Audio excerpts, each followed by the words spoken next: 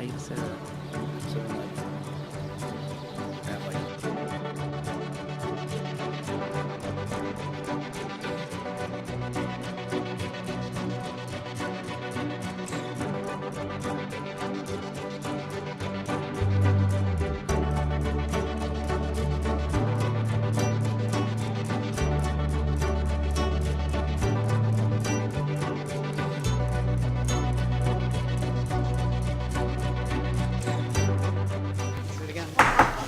Good evening. Thank you all for joining us tonight. We'd like to welcome you to the regular meeting for the Rutherford Board of Education.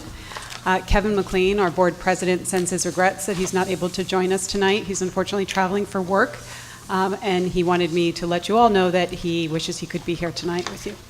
So if you would all please join me for the Pledge of Allegiance. To the flag of the United States of America and to the republic for which it stands, one nation, under God, indivisible, with liberty and justice for all.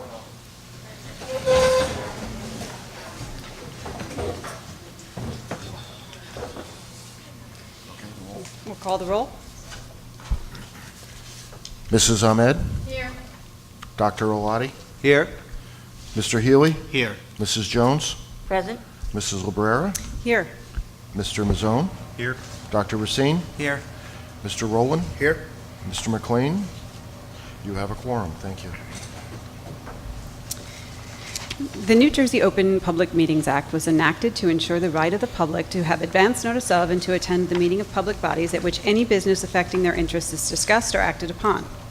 In accordance with the provisions of this act, the Rutherford Board of Education has caused notice of this meeting to be published by having the date, time, and place published on the bulletin board outside the Borough Clerk's office, mailed to the Herald South Bergenite and the Record newspapers, and filed with the Borough Clerk. Hard copies of the agenda are available in the meeting room, and the agenda is posted electronically on the district's website at www.rutherfordschools.org. Regular meetings of the Rutherford Board of Education will be broadcast without editing during a 2-hour segment, as limited by Comcast time constraints, on Tuesday evenings at 8 o'clock p.m. on the Comcast Public Access Channel and on FiOS Channel 38. A video of the meeting can also be viewed on our website, www.rutherfordschools.org. The video link can be found by opening the Board of Education link and clicking on Public Meetings and then Videos. Any member of the public who wishes to view a DVD of the meeting can make that request in writing to the board secretary. So our first order of business tonight is the minutes approval from the last meeting. You should have found the meeting minutes in your packets. Does anybody have any comments or edits to those minutes? No. Okay. Enter those into the record. Okay. Now I'd like to turn it over to Mr. Hurley, who will introduce our student presentation. Good evening, everyone, and welcome, and thank you for joining us tonight. I'm going to introduce the principal of Union School, Mr. Schweitzer, who's here with Ms. Maria Goodman, one of the teachers, and her teacher assistants. As many of you know, as the board certainly knows, we try to highlight each school at one meeting throughout the year and ask the principals to select a program that they think it would be good for the board and the community to know about that maybe is not the typical program that gets reported with math and language arts scores all the time. And Mr. Schweitzer chose Ms. Goodman and her students, and so I'll introduce the principal of Union School, Mr. Kurt Schweitzer. Thank you, Mr. Hurley. Good evening, Mr. Kelly, members of the board. I'd like to bring up Ms. Goodman. She's a little nervous, so I'm trying to get her calm. Hi, good evening. Mr. Hurley, Mr. Kelly, Mr. Schweitzer, and members of the board, we want to thank you for giving us this opportunity to showcase our students' talents. And I'll try to talk a little loud. And I hope that you enjoy the presentation. The students have worked very, very hard, and I'm sure that they're going to do a great job for you. And they've also made you some sweet things after their presentation that they will also share with you. Thank you. Thank you.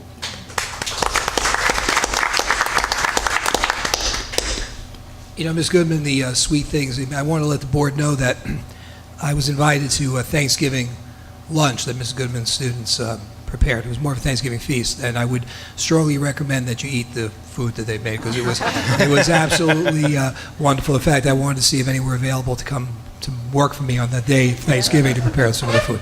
So go ahead. I'm sorry to interrupt, but No, that's okay. I want to get that plug in for the Yeah. quality of the food. Okay. And they worked very hard. They worked on it all morning, so they're nice and fresh for you as well. All right.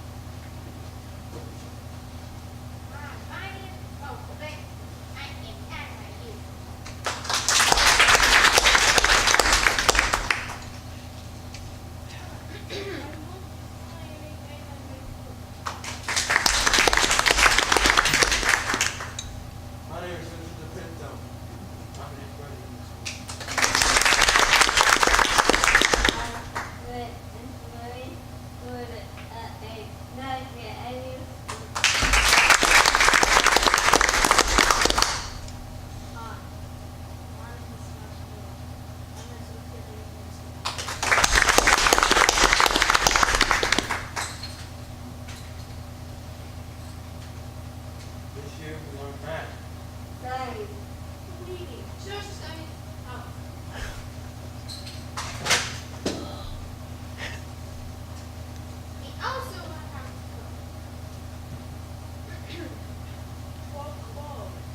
Office work.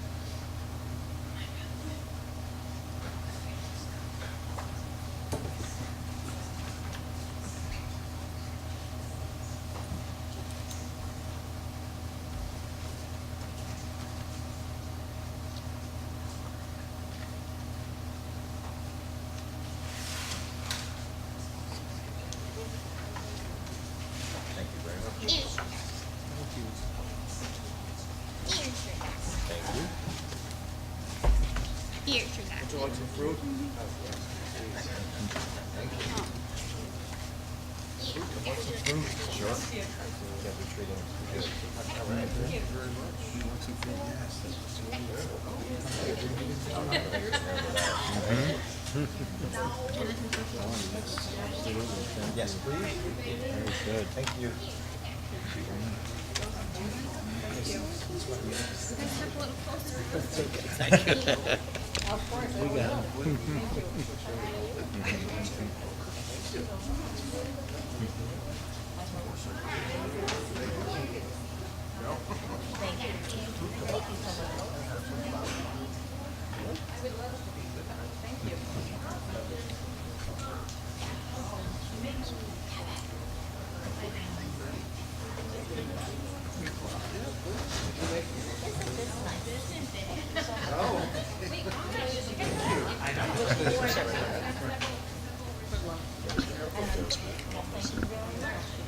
Yeah, and I didn't need my. I'll be next to you, just so the stage. Yeah, thank you. I'm gonna need it. You're like, that was good. Good job.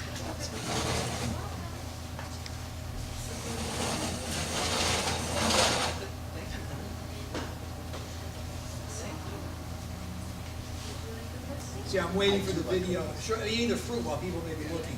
Exactly. Once everybody starts looking there, I'm eating.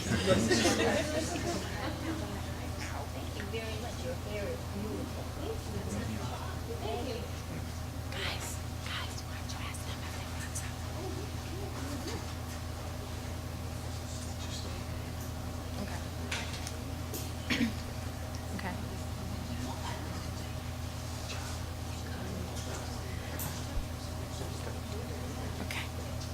Okay. As you can see, they worked very hard, and they did an excellent job. I'm very proud. Absolutely. Okay.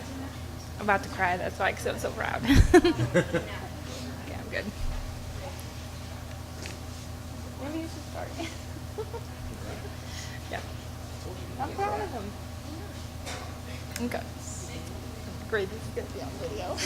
That's right. You got this. You got this. Okay.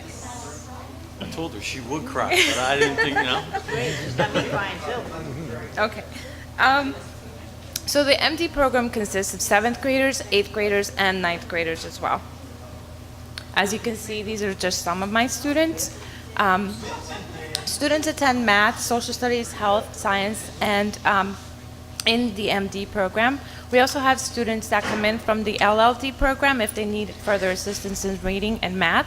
So we are always flip-flopping the students back and forth. So if we see that a student is struggling, then Ms. Brosnan and I, somewhere,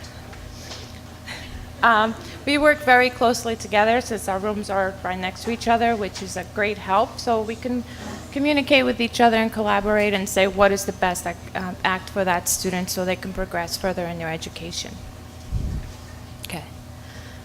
Sorry for that. I was a little emotional. In the MD program, we practice a lot of the life skills, as you can see. We also do a lot of community-based learning. We go outside in the community where the students actually get to go shopping, do laundry. We also went to the KIPP Center to visit the residents there, and we're also attending the Valentine's Day dance that we're preparing for them next week. So we're very excited about that. They go out into the community, they use the mailboxes, they walk around the school so they could actually learn about their community and what, because they really haven't been in the community before, so they have to learn where, where the post office is and I have a lot of photos to show you. Sorry, I'm still a little nervous. We also do a lot of classroom-based instruction. This is where the students actually get to practice the skills beforehand, before they actually go into the real-world setting. We have different things set up within the school, which I also have pictures to show you, where they practice these skills. Like before they actually got to serve, they practiced at school. Before we did the Thanksgiving feast, we practiced in the classroom where they practice these skills. So they feel comfortable once they are out in the community and they actually know what to expect. So these are some of the activities that we have done. We've been very, very busy, and I always try to keep the students active and give them as much opportunity as I possibly can. And like I said, everything that we do, we always involve the LLD students as well. In the school, we set up a little bedroom where the students practice different skills. We also went to the laundromat where we washed the pennies for the gym department, where the students got to use the washing machines and the dryers. Oh, it's not going? Okay. Afterwards, the students actually got to fold the clothes and divide the clothes by color. And then they also got to deliver the brand new pennies, smelling great. The gym department was very, very happy. So they do a lot of activities throughout the school as well. Here we are sorting some clothes up in the bedroom where the students learn how to fold their clothes, put their clothes away in the drawers, and keep a nice and tidy bedroom. Not sure if that works at home, but we do practice it at school.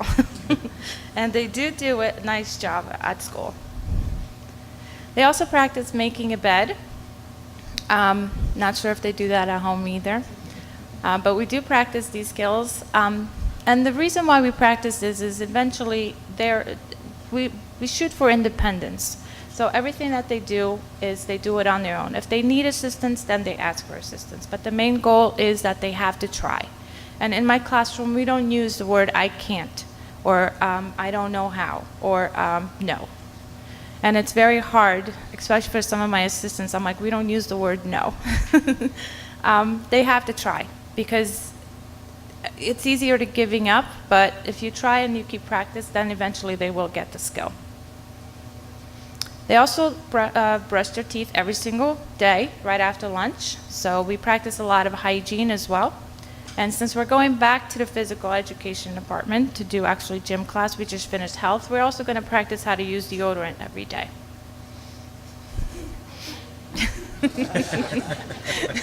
They're not very happy about that yet.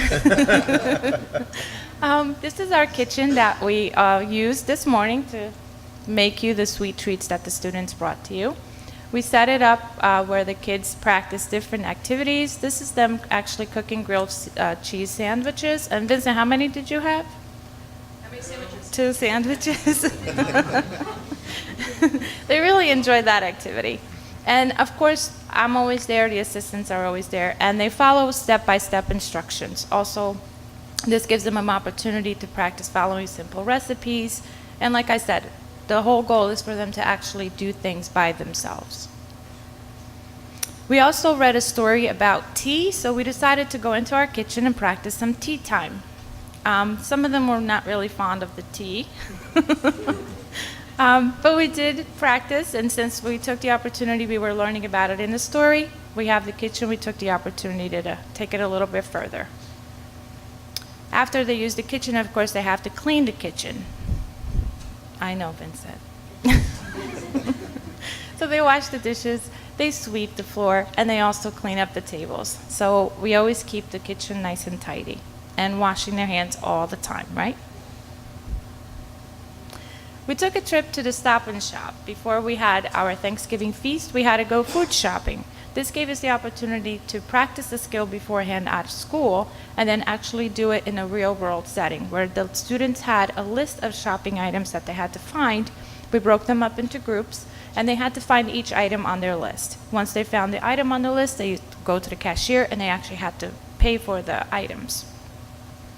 And they had a great time doing this as well. They were very excited. And this is our first annual Thanksgiving feast. So what they did is they actually set up the whole room. They set the table and everything. This was the first one. So the first one, they really didn't cook for this one. What we practiced was more serving and food handling. And there they are. They did a great job. And then here they are doing the cooking for this year's Thanksgiving feast.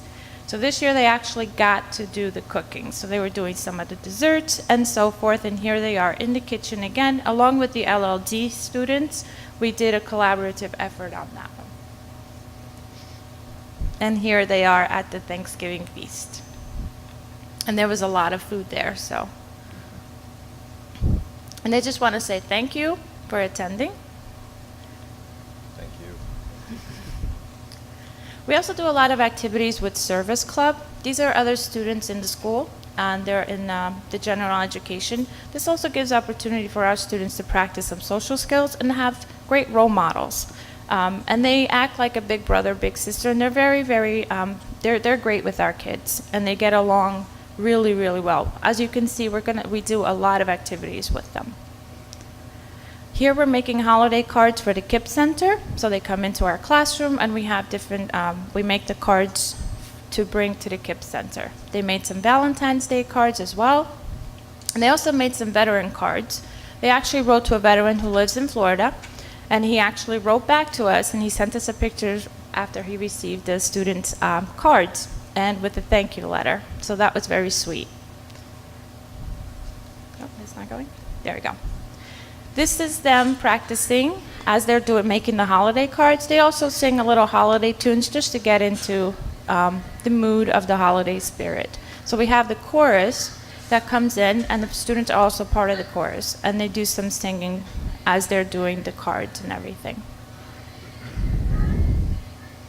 No. So a little. So this is some pictures of them creating the holiday cards along with the chorus. Then we actually went to the KIPP Center and delivered the cards. The students got a chance to play some bingo, ate lunch with the residents there, and then they also had another little concert for the residents as well. And this is just a little clip.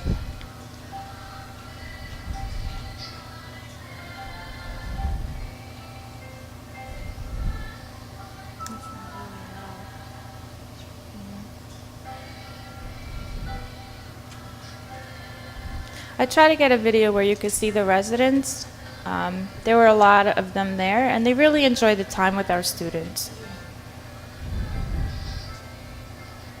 And like I said, we're going to go next week to have a Valentine's Day for them as well. We also do a lot of collaborating with other teachers. For instance, right here we have Mr. Briganti. He's our band director, and he comes into the classroom and he gives the students a chance to learn about different instruments and hear them actually being played. And Mr. Sanchez, right here, helping me with the music. He's also a musician that's in my classroom, so we get the opportunity to have him working with us as well.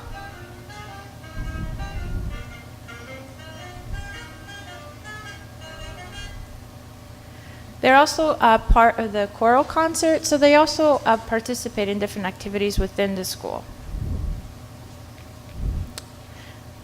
This one, I'm going to ask a little assistance. They go to this elective, which is called Got Games. And what the students do is they created their own game. So instead of Guess Who, it's actually Guess Who Union School. And Okay, so the idea behind the elective is that students learn about the writing process and in ELA through game design. And in talking with Ms. Goodman and some of her students, we learned that they love playing Guess Who. And the video that's up there is a presentation they created to inform the class about the game. And then the culminating activity is that all the students create their own games in groups. And so Ms. Goodman's students developed a list of teachers and students from the school that they wanted as part of their game. They went around the school and wrote a script to ask them to be part of the game, and then they took their picture using Snapchat photos and created the game. So it's, they did an excellent job. All the students, everybody played the game and gave feedback. They even came up with their own names for the teachers. They did a really excellent job, and they got excellent feedback from their classmates as well. here's a picture of them playing with their classmates.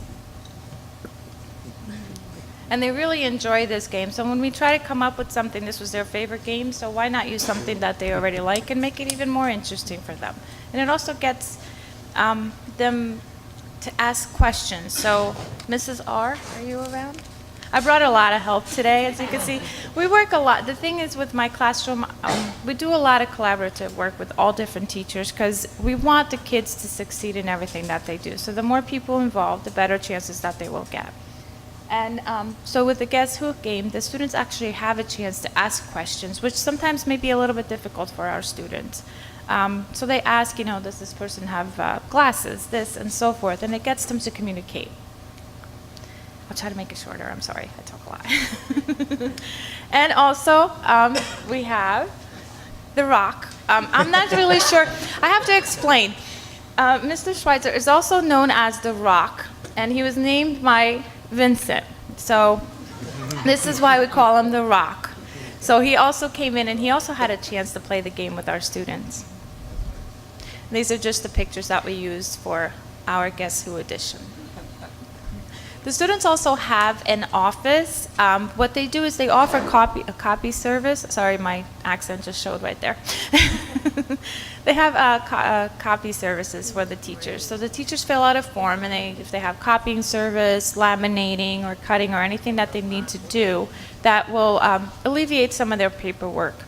The students will do it for them. What the students do is they have a timesheet. Once they complete the activity, they fill out the timesheet. On Fridays, it's called a payday. So for every day that they work, they receive $5. And on Friday, what they do is they take that money and they actually go to our store in our classroom, and they practice the skills of food shopping and using a circular and budgeting. And actually, do we have enough money to purchase the items that we need? And they also get a chance to compare the Union Store Market with ShopRite or Stop and Shop. I do gotta say the Union Market does have better prices. So I recommend shopping there. So they get to determine which store would it be better for them to go to. Where would you be saving your money? And here they are delivering some of their copies that they've done to the teachers. and here they are also making those copies. And the students really enjoy doing this. They feel proud. Right, guys? You enjoy working? Well, that was really... They've also helped with parts, setting up the calculator, sharpening the pencils. So anywhere that the students can help around the school, they're always willing to do. This is when we actually took a trip to the mailbox where they wrote letters to their parents, and they wrote their address, put a stamp on it. We actually walked to the mailbox for them to deliver the letters. This is our Union Middle Market. Like I said, we have great prices. This is where they practice going food shopping. And here they are practicing. So they have a little basket. They have a little list of the food items that they need to shop. And here they are paying for their items. So Ms. Taylor loves to be a cashier, so she's usually our cashier. So the students have a little wallet that they made, and they keep their money in there, and they go up and they pay for the items that they purchased. We do a lot of creative hands-on activities with the students to try to keep them motivated. If not, they will let me know. Right, Mr. Vincent? So we do a lot of hands-on activities. This is when they use the virtual reality goggles, and they really enjoyed it. I do have videos, but I don't want to. I think I'm talking too much already. So I'm going to go forward. We made a unique person where the students traced themselves, and then they actually exchanged body parts. This also gave them the opportunity to understand that everybody is different. So everybody has, different bodies, different hair, different everything, and we all need to be treated equally. So this is an activity that we've done together. We read a story about snow cones as well, so it was a hot day. We decided to make some snow cones. The students also got a chance to carve some pumpkins. This was messy, but they enjoyed it. Some. They get to do Halloween, and even the Hulk came to say hi to us. We also went to the Christmas tree shop where the students got a chance to purchase gifts for their parents, and afterwards they got a chance to wrap them. So when the parents opened them, they did not know what the students got. So it was a nice surprise for the parents as well, I hope. Students also celebrate different activities and different cultures. So this is where they were actually making masks, and I have to say it, Dia de los Muertos. I don't. We say it. I know. So this is just one of the activities that they have done, and they really enjoyed wearing the masks after.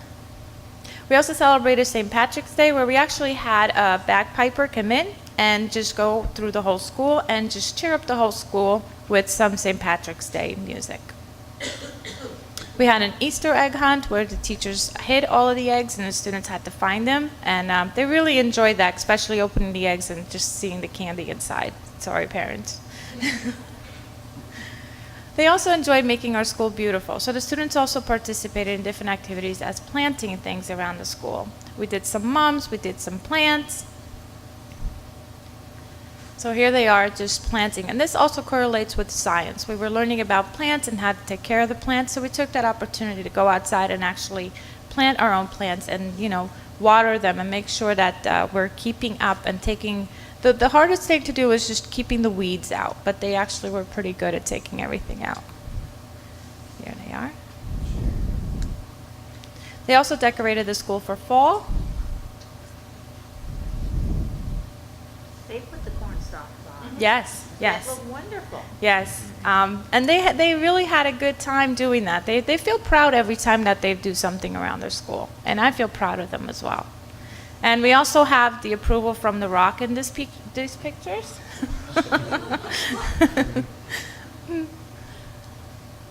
It's a little slow. Did I click it? There we go.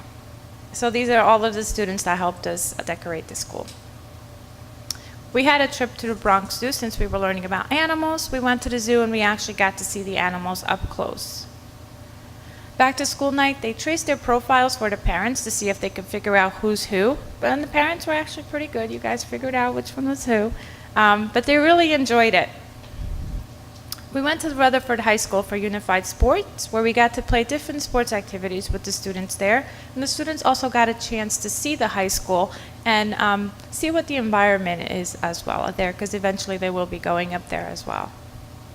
We also did arts at the high school. We also went to the farm. We were learning about animals and everything, so the students got a chance to do some pumpkin picking and hay rides, and they actually got to go in a corn maze, and some of them actually had apple cider, right, Ruth?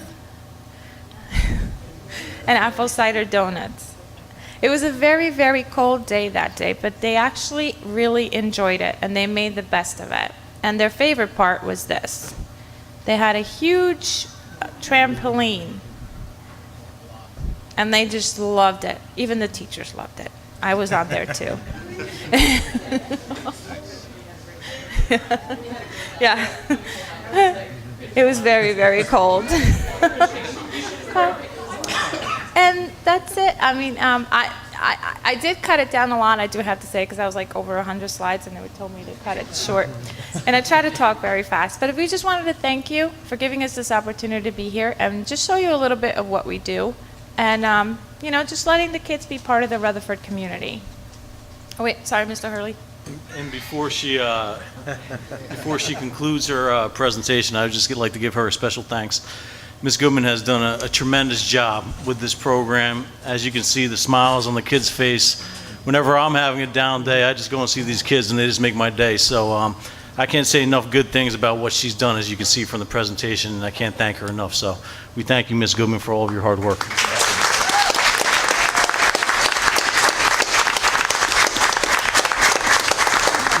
Yeah, go ahead.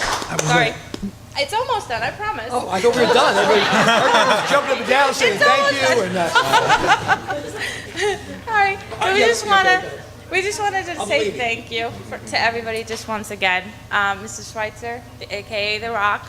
Mr. Ryan, he's known as the Big Show. And everybody else at Union School. They really made these 2 years with our students really, really memorable. And we want to look forward to making more memories in Rutherford. Absolutely. That was it. Okay.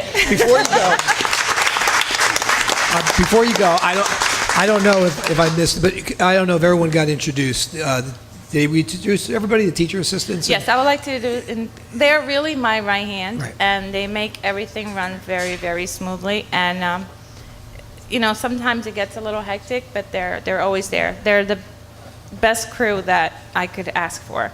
Ms. Taylor, Ms. Christine, Ms. Leslie, and Mr. Kevin.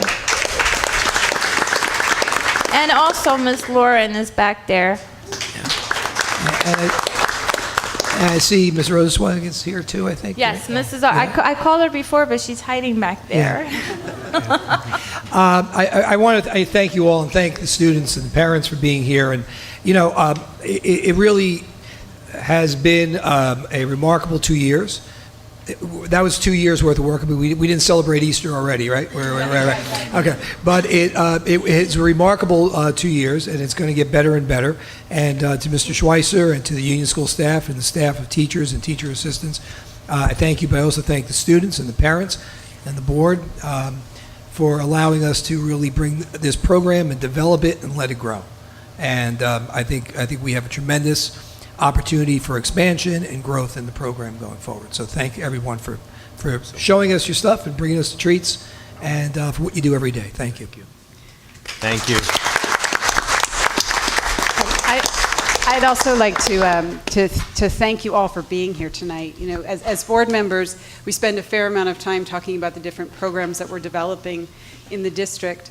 But it really isn't until we meet the students and hear about the details of the programs and see the images and the videos and meet the parents and hear about the connection between what we're doing and learning and the connection with the community that things really come alive. So this is very special for the board members. We very much thank you for being a part of the meeting tonight, and thank you for sharing your evening with us. So thank you.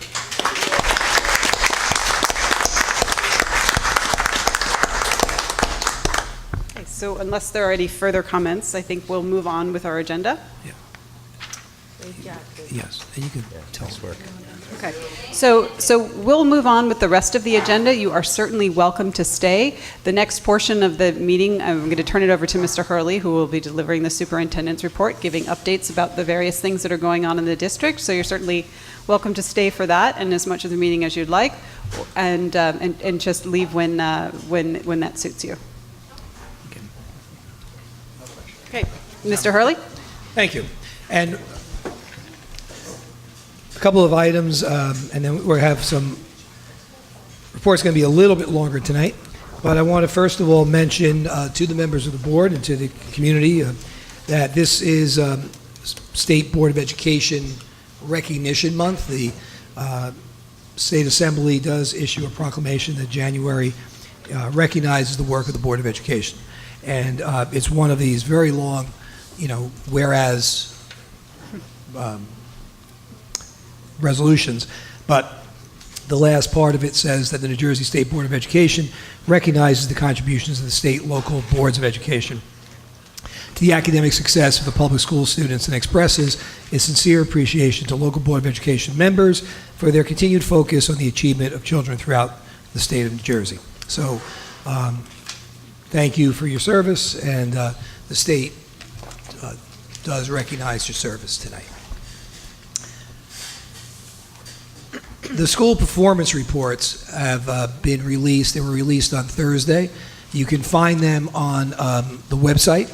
They're at each school's homepage if you go to Quick Links, and they are there annually, so when the state releases them, we replace the older one with the newer one.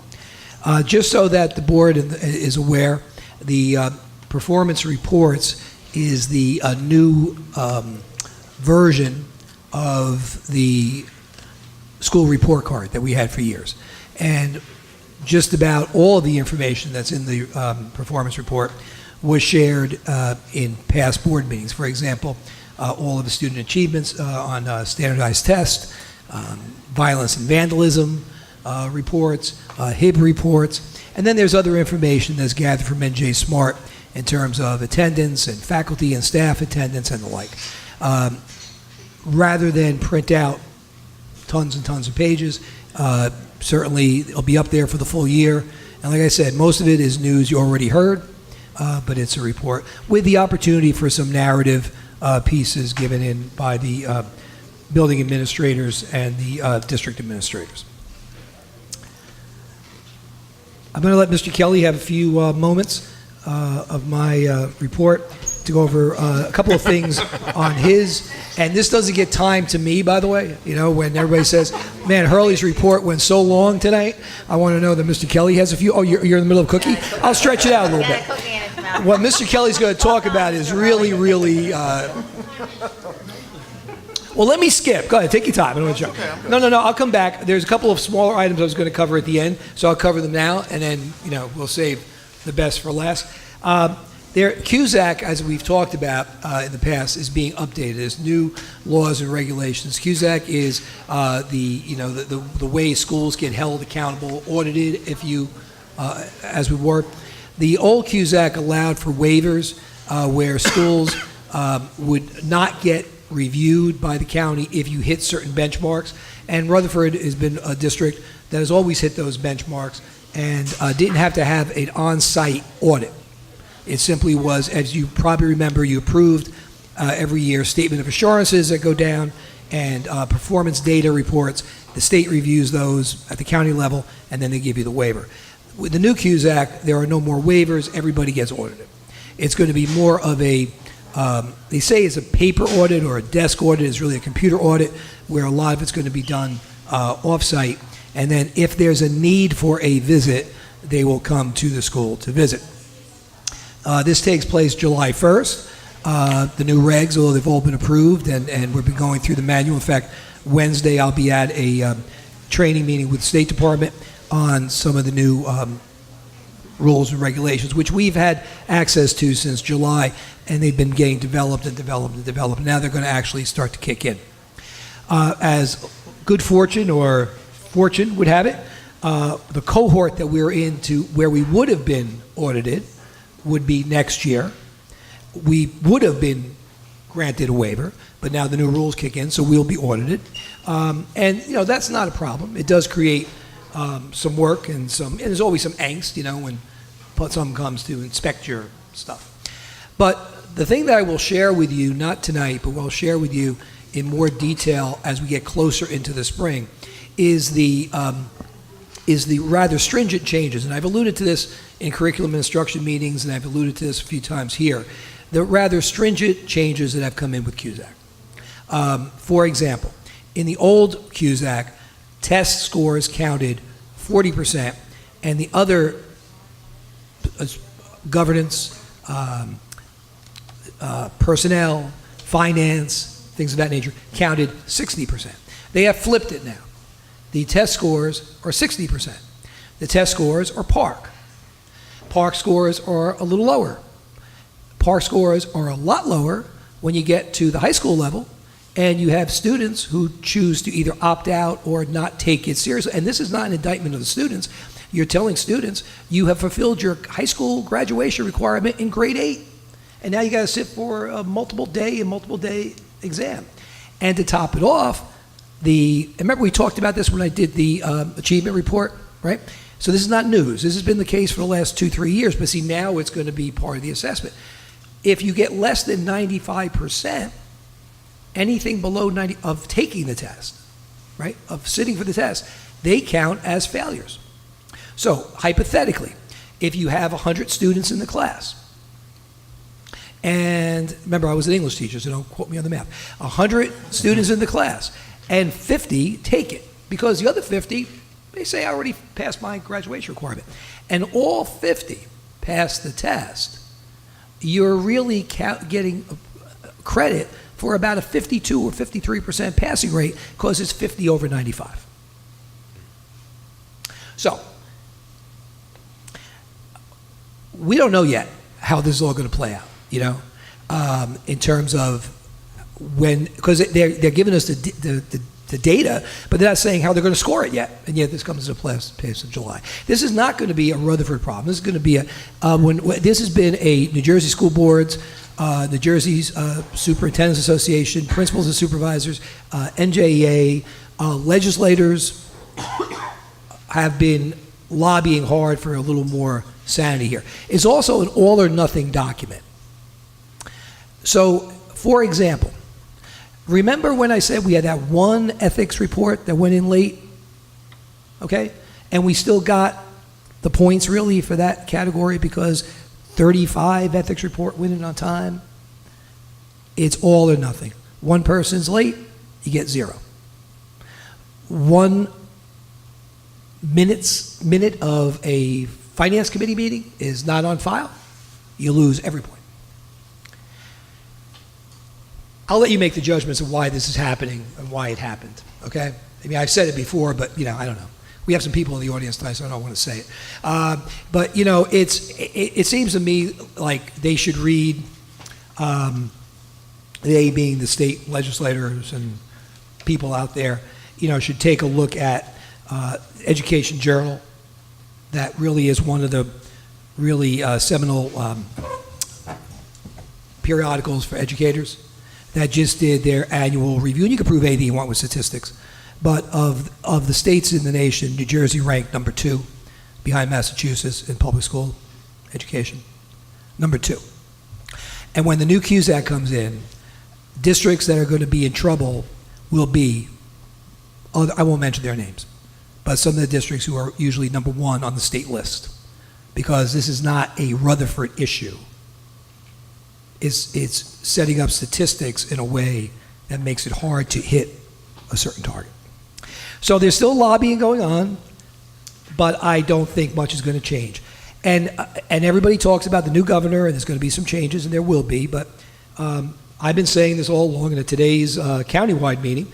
Someone who has, a lot more of the ear and of Trenton, let's say, said, this is her 6th governor in the position she currently is in, and changes do come, but they usually take 18 months. So, it's not like Governor Murphy can go in tomorrow and say, let's change park, because it's in code.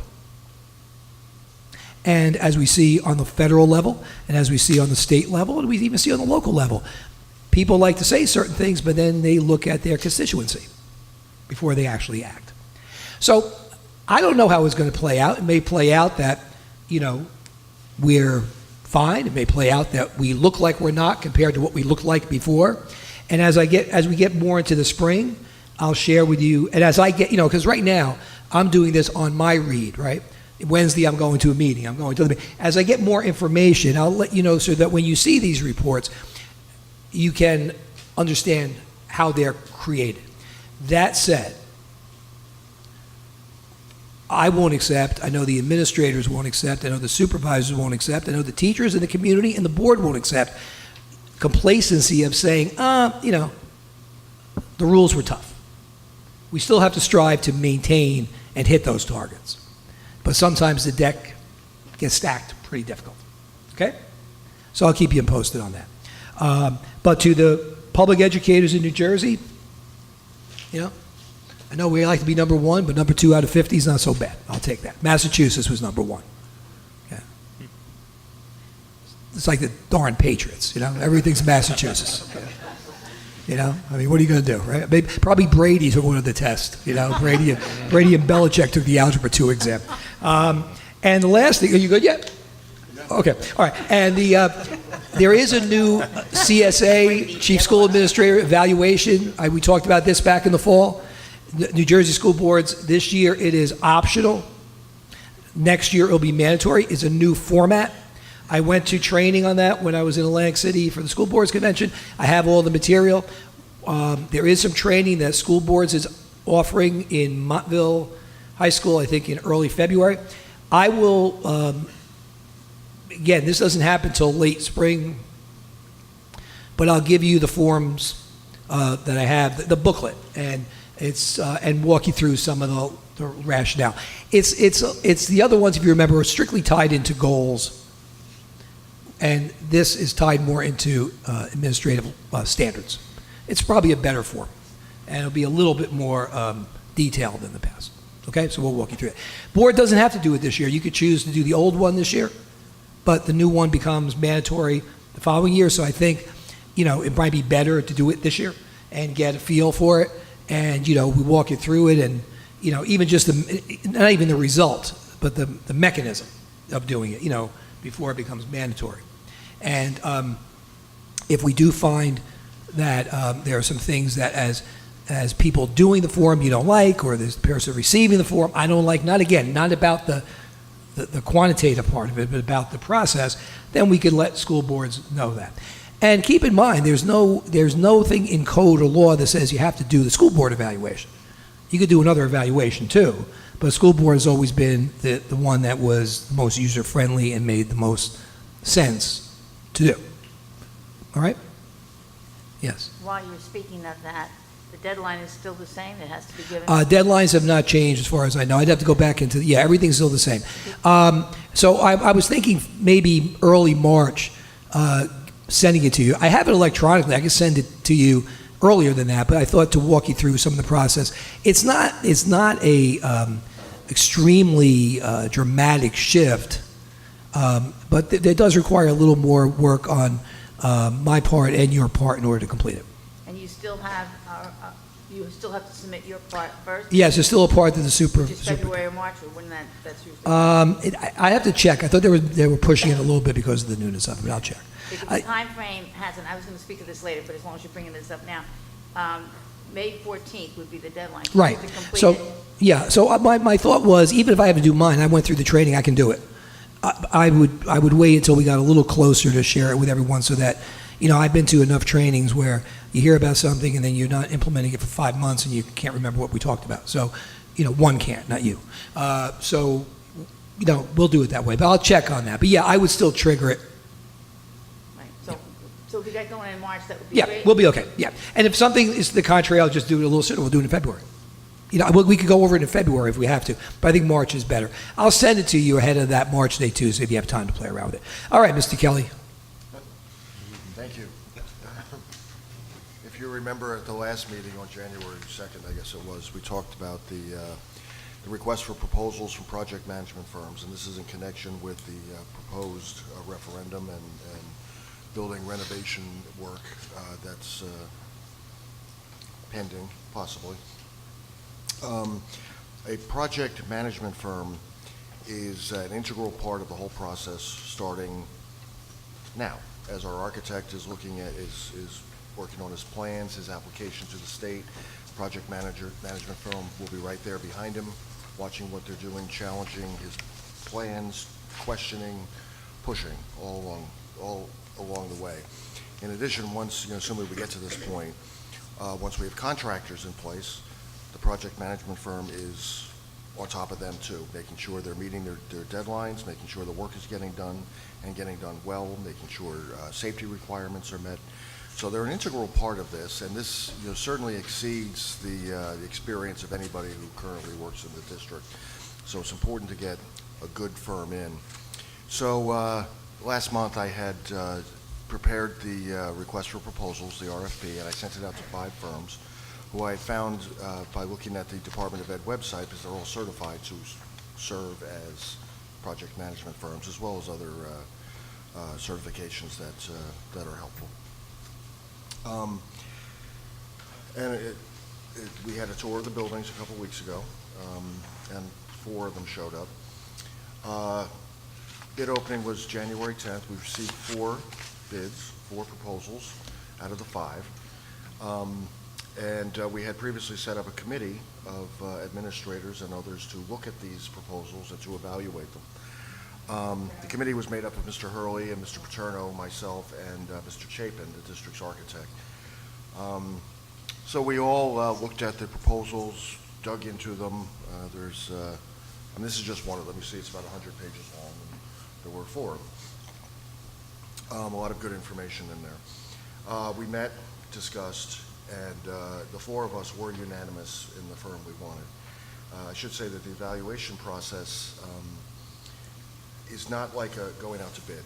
When you go out to bid, you have to take the lowest bidder, assuming they're responsible and responsive to the requirements. For something like this proposal, you don't have to. You establish criteria in the beginning so that anybody who proposes understands what they're being judged on. Okay, in our case, for these proposals, we decided that cost would be 20% of the factor. That would be a 20% factor. Technical criteria, such as description of their services and what they can do, would be another 40%. Their business organization, how they're set up to take on this role, was 10%, and their other qualifications and relevant experience was the final 30%. So in going through and applying those percentages to each of the 4 criteria, there was a clear choice in the 4 members of the committee. 2 of the proposals we received were, the costing was significantly, substantially higher than the other 2, so we ruled those out beyond that point. It is only the cost was only 20% of the consideration, but they were high enough that they got no points for that. That left us with 2 candidates. One of them is, and the one we're recommending for the board to approve tonight, is Epic Management Incorporated. They're based out of Piscataway, New Jersey. And they were the very clear favorite of all 4 for a number of reasons. They were not the cheapest, by the way, but they had a lot of things going for them. Specifically, they were here. They were the project management firm in Rutherford for the last referendum 12, 15 years ago. So they have experience with the district, and you can't underestimate the importance of that, of course.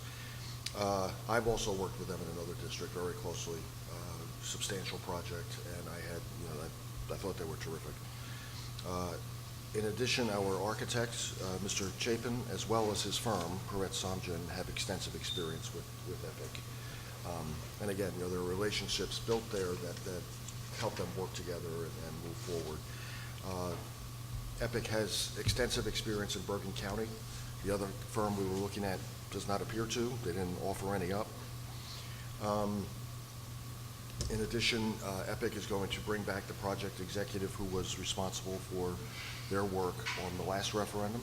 So they'll bring that same guy back now. Mr. Chapin has indicated that with his experience, Epic has had a consistent pro-owner bias. So they're here for the board, and they understand that, and they push for whatever's in the board's best interest. And it was also important to note that this was one of the description of services that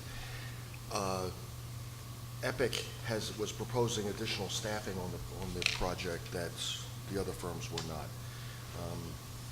For example, they have a dedicated pre-construction coordinator, a project controls manager, and a safety director, which the other firms were not. So these are specialized skills that they're putting dedicated people in who will be involved throughout the life of the project to take care of those matters. So so that is our recommendation. You see that in the finance section tonight, but we are recommending Epic Management to serve as the board's project management firm, and they would start immediately. And they'll start by being in touch with the architect and working with him on the plans and reviewing what he's got and working with him. If I can add a couple of things. When the Finance Committee reports finance, there'll be minutes of the meeting, and I think Mr. Racine is presenting tonight since Mr. Libero is up here. And, the committee also reviewed and, endorsed the recommendation that came forward. In my communication to the board, I mentioned I want to put aside the fact that I worked, we had a $31 million referendum in 2002. And I know we're looking at a lot of money now, but 2002, 16 years ago, 31 million, that was a lot of money too. What was it, 31? 31 million, yep. And about 11 or 12 million of that was in this building, where I worked every day with project manager. I worked with the project manager more than I worked with at the time, probably anybody else in the district or out of the district on this project or anything else. They are integral to doing the job. And so putting aside even that, the things like, for example, they handle change orders, push back, try to save us some money. They work on estimation to make sure that the figures that the architect thinks it might come in at, based on their experience, they are saying, yeah, that sounds good, or it's a little high, or it's a little low. They're the ones who really develop the schedule that the architect puts together to make sure that we can stay open and not miss days. They're the ones who do that. They do a functional work schedule on their expertise. I marvel at the fact that we had a project 15 years ago that was in every building, with the exception of Pierpont, in every building. It took 4 years, and we didn't miss any days anywhere, but here we brought the students in 2 days late 1 year. The faculty was here just to finish up. So in a 4-year times 187 days, times 5 buildings, we were 2 days in one building. And the other thing is, when you look at where they worked in Glen Rock, Fair Lawn, Elmwood Park, Becton Regional. They've been the same. They are familiar with the government agencies, the local officials, the rules, the regs, trade unions. They're the ones who called me at 7:30 in the morning when we were working here and said, hey, there's a non-union guy on this job, and there's a big rat outside the high school right now. You put those things up on the road, and we got to get down here. They are the eyes, ears of the district. They're essentially a short-term district employee. So we need it for the job. We need it before we decide we're doing the job, and we do it before we start the job, because they're going to help us decide what's the real price of this? What's the real time of this? They're going to be another pair, well, more than one pair. There'll be a lot of eyes overlooking it. So we're recommending them when we get to finance, if there's discussion, that may be a more appropriate time, unless there's anything right now that anybody wants to ask or say. I will just say, we sent home Mr. Chapin's analysis of the bids, which you had a chance to look at. I had done one also. I didn't send it home. His was much better than mine, but his, we had the same conclusion. So, I have a question. Are they public-facing at all?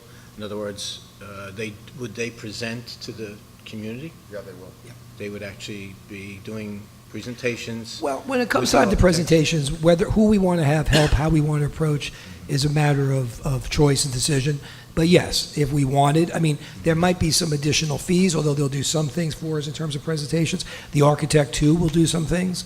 So to answer your question, yes. And their presentations, of course, the superintendent and Yeah. the business administrator would review before. Oh, absolutely. I mean, and we would also decide whether or not it's something that we needed or wanted, but those are services we could use. There.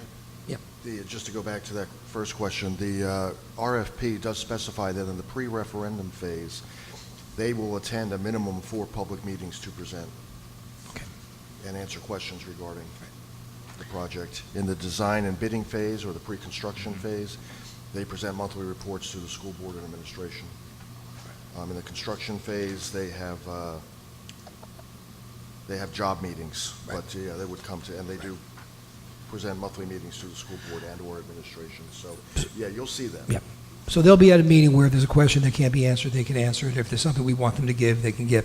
The monthly meetings are really were weekly meetings when the last time, and we would have meetings which I would go to, and you'd sit, and all the trades would be there, and the clerk of the works, for lack of a better term, the site manager, he would run the meeting, and you'd go around and check on progress and things like that. And then the reports to the board would be more in terms of minutes of those meetings coming forward. This is one instance where we're not obligated to take the lowest bid, or is responsible bidder, is that? It's RFP, where it you're is? not obligated, right? It's, Okay. yeah, That's it's, correct. right, you're not obligated, you set up a grading system. And to me, this is our employee, and this would be a case where we're looking to hire a teacher, we're looking to hire a principal, we're looking to hire someone, and we say, we can get a really good person, and it may cost us, the equivalent on scale of 5,000 more. Well, maybe we want that really good one.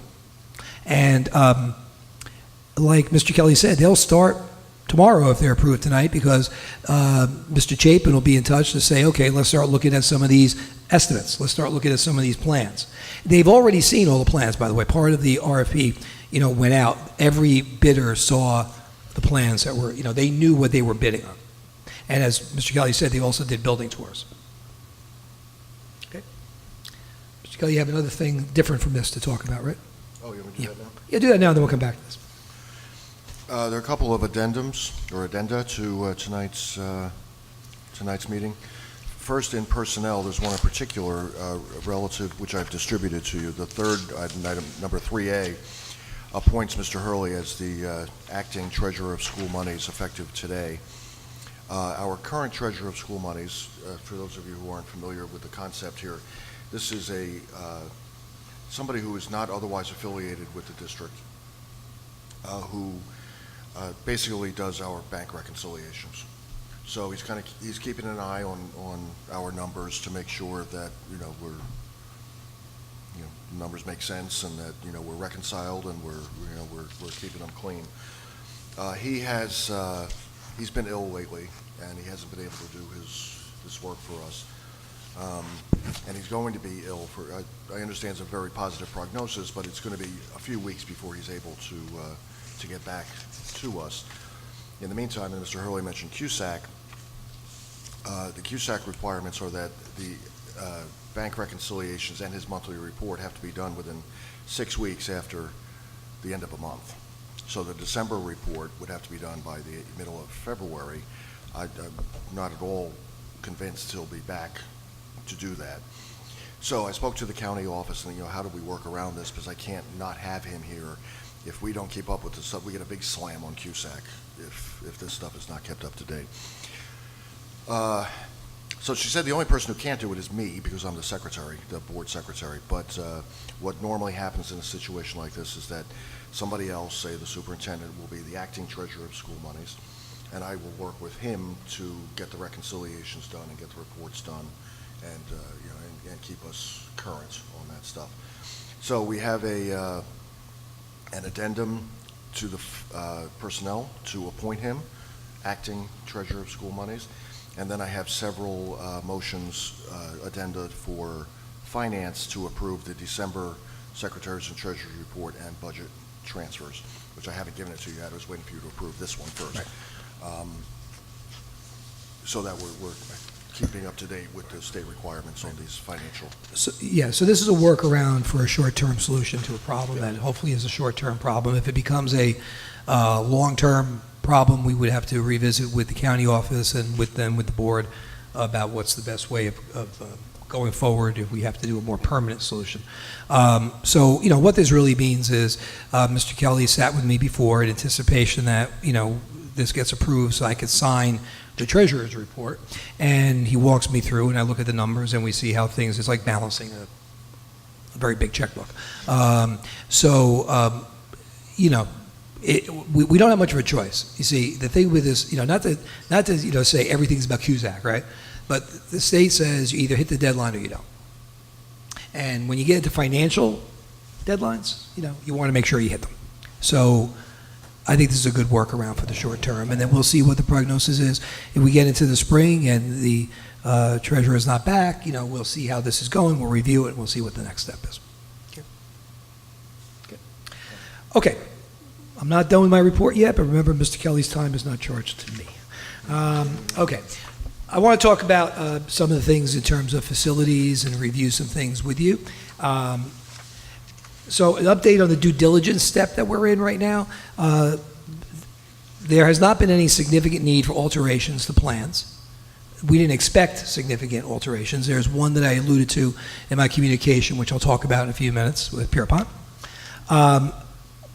All of the site visits and inspections, with the exception of soil samples at the back field and at Union School, are completed. At 6:15 or so, received an email from PSA, the architect, that tentative dates are going to be January 29th, right, at Union, some work here at the high school, and then something week February 5th.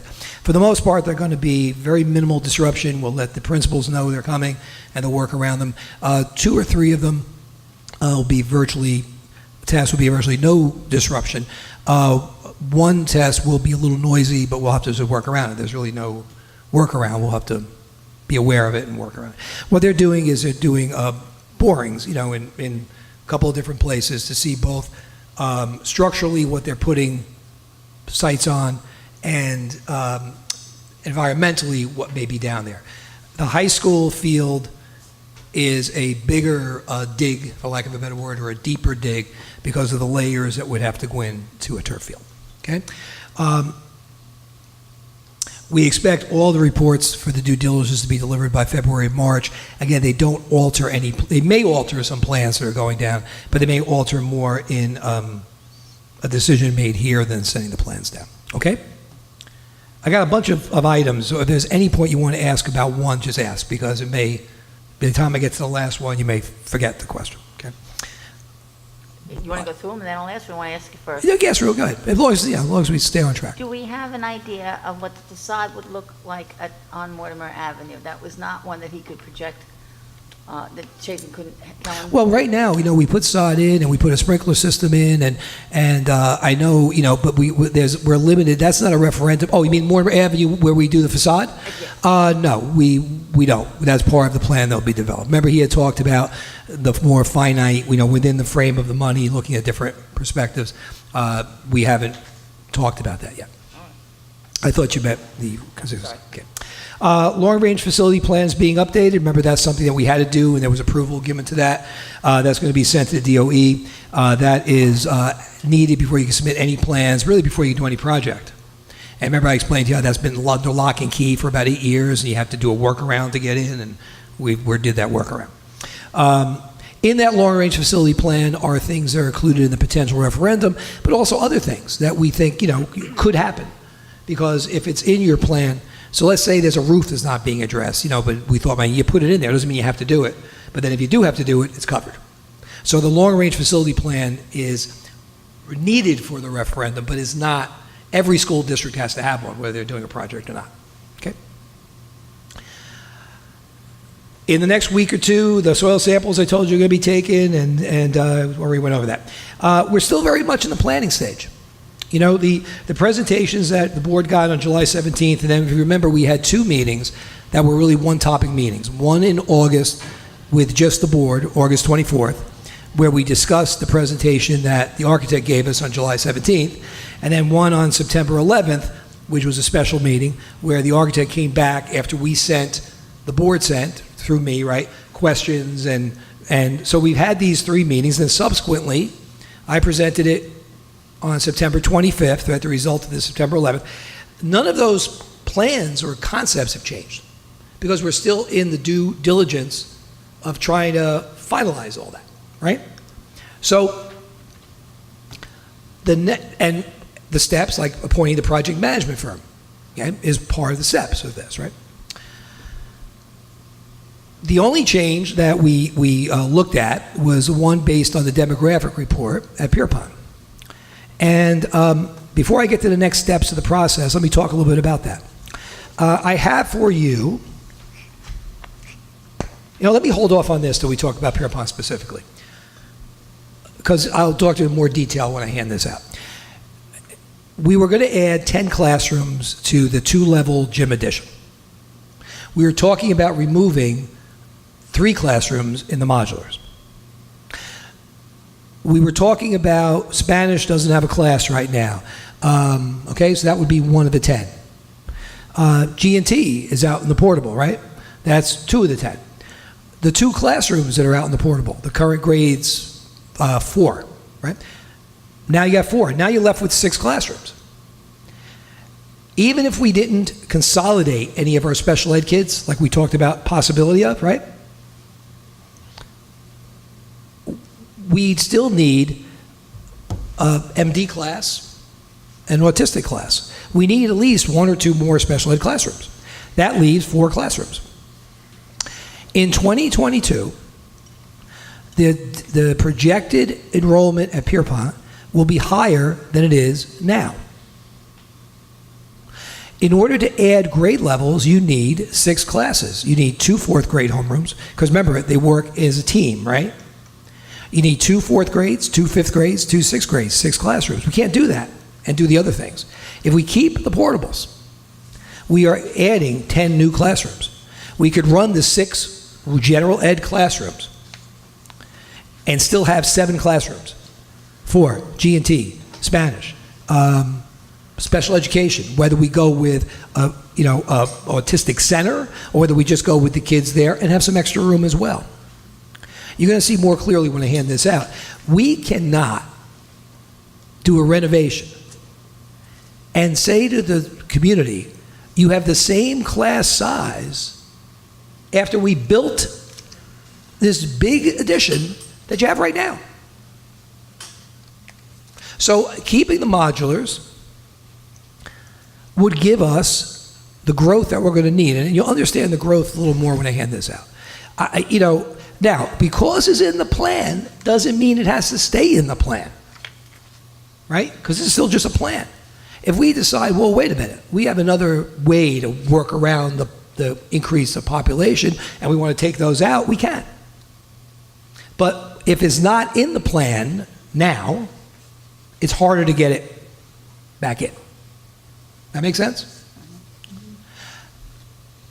I will tell you, if you look at, to see where the dividing line is, there should be somewhere along there, there's a mark where the old cafeteria ended. It's right there, right. And this used to be where the kitchen used to be. And then in 1977, the kitchen came out. And then this was a number of things: weight room, study hall room, custodial room, okay?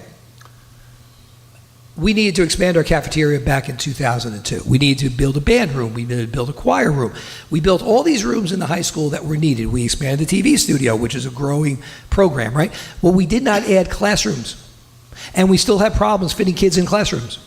The choir room has never been used as a full choir room. Never. Half of it, the divider's been closed. There was always a room for English, Spanish, whatever you could catch. I don't think we should make that mistake. Again, we need space. And you'll see why in a few minutes. That's the only change, and that's really not an addition. That's a deletion of a small amount of cost, because they're not demolishing, right? And that's a small cost. It's always cheaper to rip something down than to build it, right? But it's also just giving us more options going forward. Anything on that before I move on to the next steps? Can I ask one question? Yeah. Okay. We currently have 8 sections of 4th, 8 sections of 5th, and 8 sections of 6th. Is this new giving us 10 sections? Yes. Okay. Yeah, because if not, you're still going to have 27 or 20. You're going to have more kids. As you're going to see in a minute, you're going to have more kids in 22, 23 Right, than no, you have I now. get that, but I just... Yeah, it will give us the ability to have 10 sections. Right now, and Ms. LeBreur and I had this conversation a couple of months ago. If we said, hey, listen, we don't want to have 27 kids in a class, right? Or 25 or 26. Let's find the money. Let's get the money in the budget. Let's go out and hire teachers. Now, that would be hard to do, granted, okay? But let's pretend, Bill Gates sends us some money or something. Okay, we don't have a room to put them in. We got the money. If we got the money, there's no place to put them. We can't have that, especially if we go in and we put, the tax rates up and we get bonds and we do this building, and we can't say now we still have the same situation we had before. And the reason why we were talking about removing the modulars was twofold. One, the old demographic report wasn't quite as much of an increase as we'll talk about. And the second was we were talking about playground. Keep in mind that Pierpont used to have K to 8, then it had 4 to 8. Union used to have K to 8, 4 to 8. There was never playgrounds. And we could do something creative outside with the space we'll have left. And again, I want to keep making this point. What I'm saying is how we're going to present a plan. It's not a decision. That's not happening yet, right? Okay. Here's the timeline, okay? The next step of the process in February is, and this, by the way, you all got a copy of this in the back of the September 11th presentation. And it really hasn't changed very much with the exception of the election date is now a week later. So it gives us maybe a little bit, right? The elections from September 25th is going to be October 2nd. Oh, it is? I didn't know that. Yeah, we had mentioned that a couple of times. The it's because there's a holiday, there's a religious holiday on September 25th. That I Okay. remember, okay. So if anything, it gives us a little bit, like a couple of days cushion on some things, but essentially there's no change. Okay. So the next step is for the board to approve in February the submission of the plans that we have developed to the DOE for review. Now, I want to make sure we understand what it is you're going to approve. You're not approving the plans. You already saw the plans. We're not approving plans. We're giving permission to the architectural firm on our behalf to submit the plans for DOE review. He can't do that unilaterally. I can't tell him to do that unilaterally, right? These are not finalized plans, but it's the next step in the due diligence process, because what the state will do is they'll review the plans and they'll say, do these plans meet educational adequacy? And again, I'm going to get to a little more detail on that in a minute. And if they do, and you could do them, then how much debt reduction, for lack of a better word, are you going to be granted? So you see what this next step does? It tells us, number one, is there anything on the state level that they don't like the plan that we have to retool? And it tells us how much we can expect to offset some of the local cost, which then allows us to look at that and factor that in to the final decisions that we'll have to make. So when the plans go down to, so really this step in February, you really already approved that in essence, even though you have to officially approve it, when you said, let's do the due diligence. Because if we don't send the plans down, we did that and we spent that money for nothing. Yes. So we'd be funding just this phase in February when we... Well, the February, there won't be any costs, I think, right? At the state level, I think that was, all the state costs come after. That's already been discussed. Yeah, that's already been discounted. So the due diligence money that we had to pay these firms, right, that's the risk. But the state, this review is a freebie. It's after the fact, if it goes through, that the state gives you their fees. Okay? So the plans get sent in February, and then we get from the state, no later than May, because they have a window that they have to clock, right, that's on them, what they call the preliminary cost estimate. And the preliminary cost estimate tells you, let me give you a perfect example, okay? The field. If we said the field is only being used by recreation, maybe even only being used by athletic teams, they would say, you could do it, but you're not getting any, that's not counting in. That's not an educationally adequate program. What we have to tell them, which is true, is that the field is used every day for physical education, that it is a teaching station, that the field is used by our band as a teaching station. And then hopefully the state sees it that way. So that's what we get back from them. Say what they're going to fund, what they're not going to fund. And when I say fund, they're not funding anything. The offset, right? Okay. So we get that back hopefully no later than early May. Then the board has to accept the preliminary cost estimate. That doesn't mean you're doing it. That means you're not challenging what they told you, right? So the architect looks at it, I look at it, Joe looks at it, Anthony Paterno, the project management firm looks at it, right? And they say, hey, maybe we should push back on this, or you know what, this seems right. And then I come to you and say, the architect, the project management firm, Mr. Paterno, everybody says it looks right, we should accept it. When we accept it, the DOE then will give the final adequacy review. Because in the interim, that's when some of the refinement of the plans, right, are being done and so on and so forth. And during that time frame, we continue to solicit, right, the estimates from our management firm, from PSA.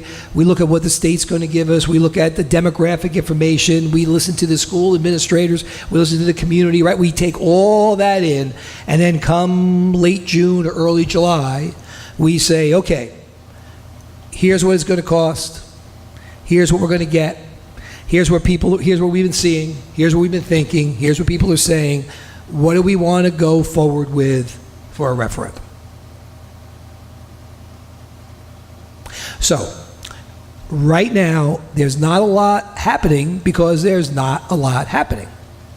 But once the plans go down to in February, a lot more has to start happening. So I have a question. Yeah. So if we submit the full set of proposals to the state and they tell us what is educationally reimbursable, or I don't remember the terminology, right? And then we make a determination a month later that there's some element that we want to revise. Right. What triggers the need to go back to the state for a reevaluation? You have to send the state plans, the final plans, back for a final adequacy review.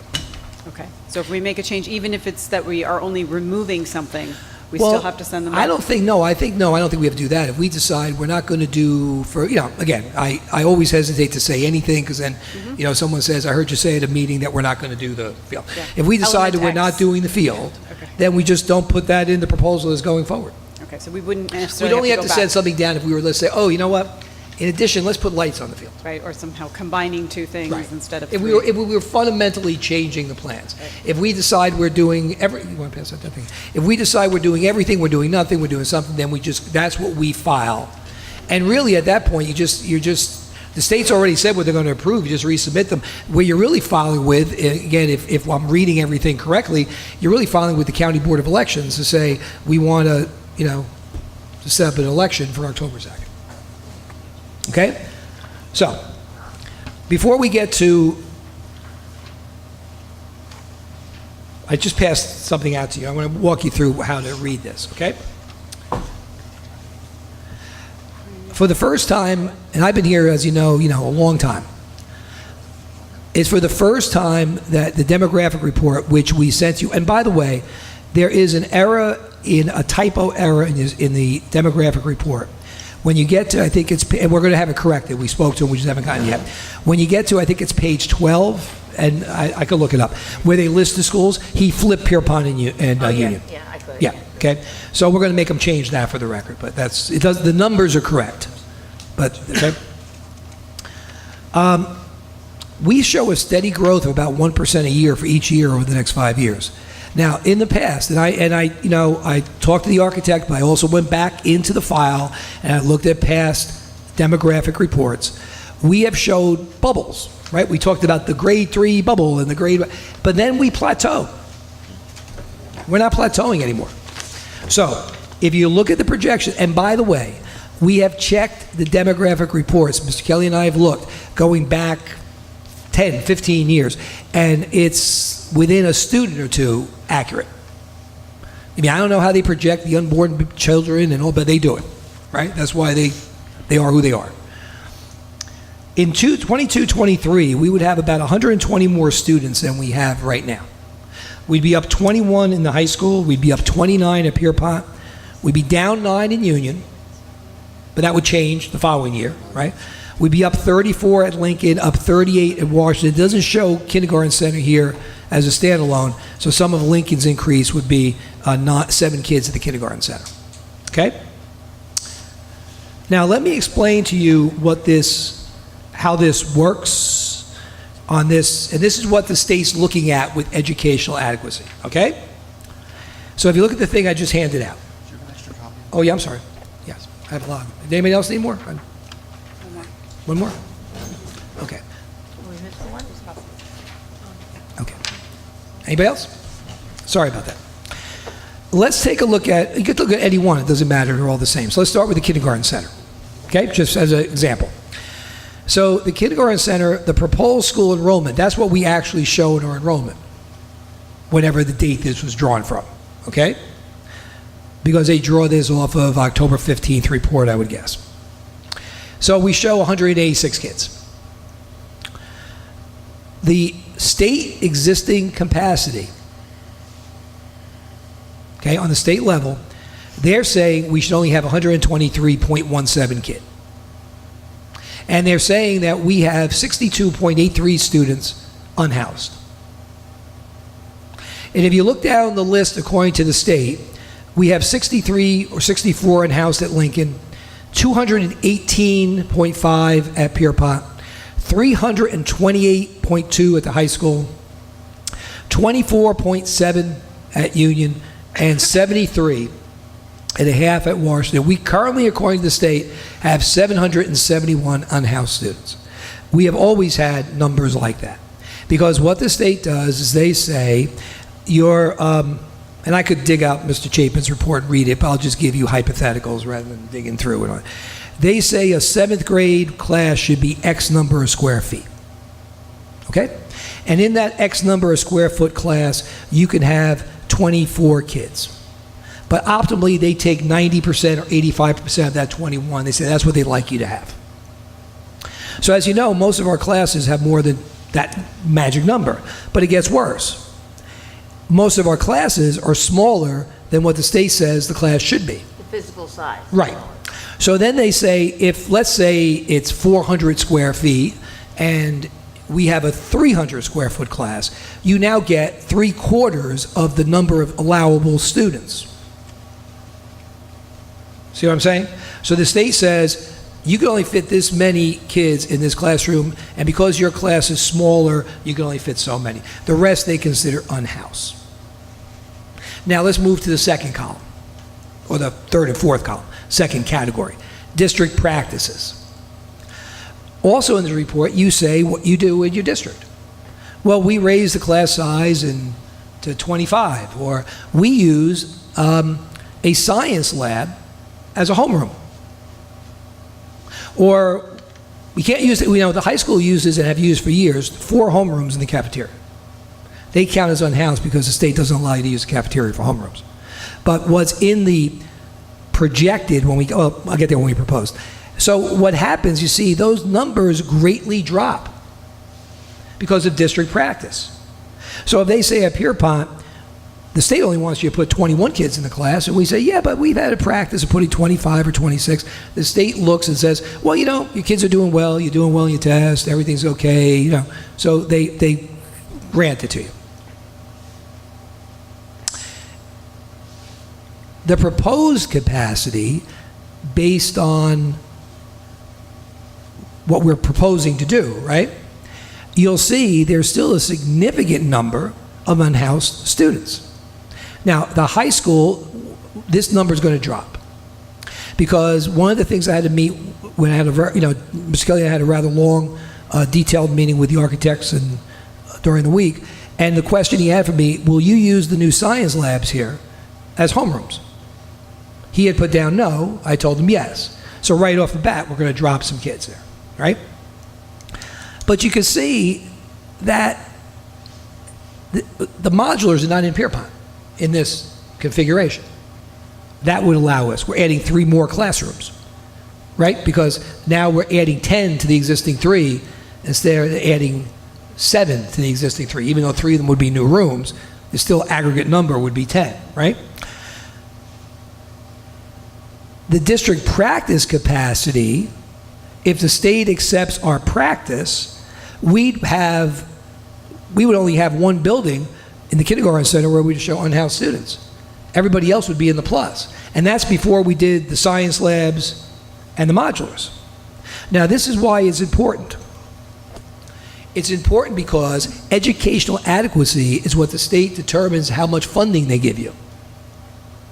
And if you look at your plan and say, you got a ton of unhoused kids, you're not really addressing your problems. So it's important to figure out a plan that gets those numbers down. It's important to have a reality that gets those numbers down, right? I mean, if you look at the district practice for Pierpont, in the proposed plan, we'd have room for 39. We'd have 39 plus, right? We'd be in the black on 39. But if you add those 3 classrooms back, we're in the black for about probably 80 or 90 or 100. So it's important for serving the public. It's important for making people understand that we're not spending money to still have crowded classrooms. And it's important to get the state to say, based on your past history, based on your district practice, based on your plans of bringing these numbers down, we're approving them in terms of some debt relief.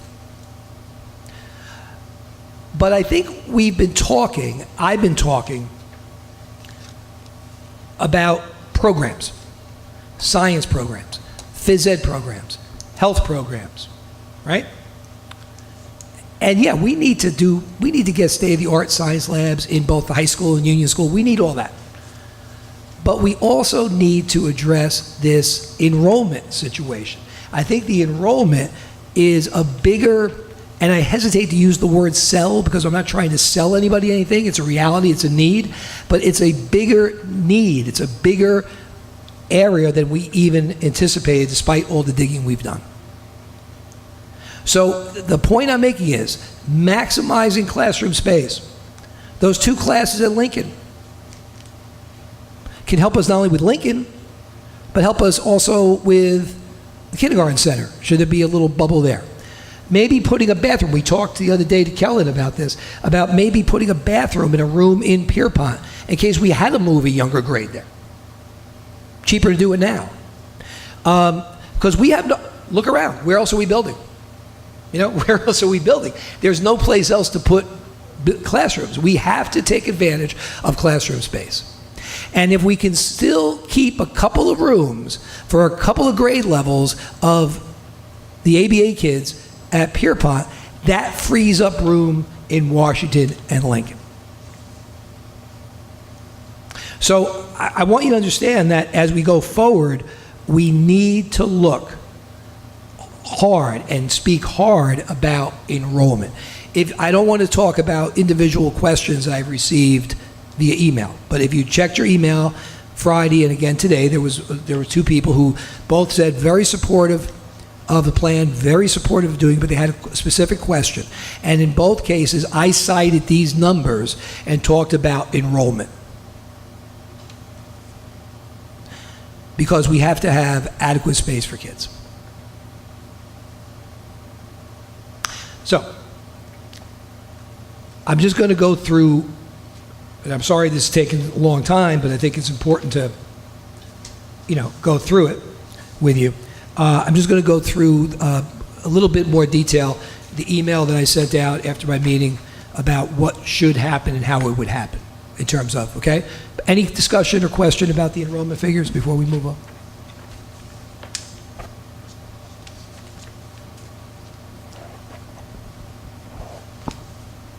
I was very pleased to see, as I'm sure all of you were, that the Highland Cross project is Wasn't that wonderful? gone. Oh, Right.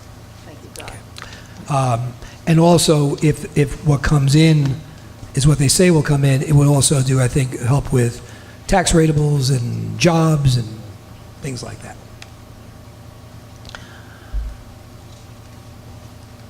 Okay, so I've contacted our IT department, and this is just repeating what I sent you, but just so you know, regarding a web page link that I saw at Westwood, which I thought was a very user-friendly, very practical approach, and they're going to meet with me after I meet with the superintendent of Westwood to see how we could do all that and what's the best way of going about doing it. And I'm trying to get folks in. You know, we have some teachers live in the town who are good at graphic design and teach the course, and I'd like to get some ownership of that to people like that and see if they'll help design the webpage rather than just dumping it on IT. I'm going to meet with the superintendent at Westwood next week, and really to talk more about not about his building plan that addressed his needs, but process. And I want to meet with some of the other districts that didn't win. And the question I want to ask them, and will ask them, I already talked to one today, is they're going back out, right? What process are you going to use to decide what went wrong? I think that's a good question. Because if we don't succeed and we put the time and money and we know the real need, I mean, anybody that thinks this is made up, look at the demographics, right? If we have to go back out, how do we decide how to retool, reshape it? The submittal of the plans, as we just talked about, February 12th. Following that 212 meeting, I met with Dr. Valechko and Mr. Kelly and Ms. Fargo, and we identified people from the current committee. We identified people who had expressed an interest on a committee. We identified people who to get involved, right, who have written to me and said, hey, I'd like to help. We looked at people on our staff. We looked at people in the community who didn't express an interest, but we think might be good people to get involved. And once, I don't want to send a message to anybody that even though this is, like I said, almost, if anything's a no-brainer, it is to continue the due process and send the plans out. I want to do it in the right order. So once we say we're sending the plans down, Dr. Valechko is ready and I'm ready to reach out to these people, and there's probably about 60 or 70 people that we're going to say, why don't you come to a meeting and see if you could be involved in part of a process. One committee, and we're not going to call it steering because, Mr. McLean raised a good point, because the decision is going to be made not by that committee, but that committee is going to be advisors. It's going to be more of a communication advisory council. And then we want an action team. We need soldiers as opposed to a whole lot of generals. We need people who are going to go out and do some work. And we're going to give people very specific, and again, I have very specific things that I don't want to say in public about where people that live in town and people that work in the schools could really be a valuable asset without giving up a lot of time in areas that they are already involved in.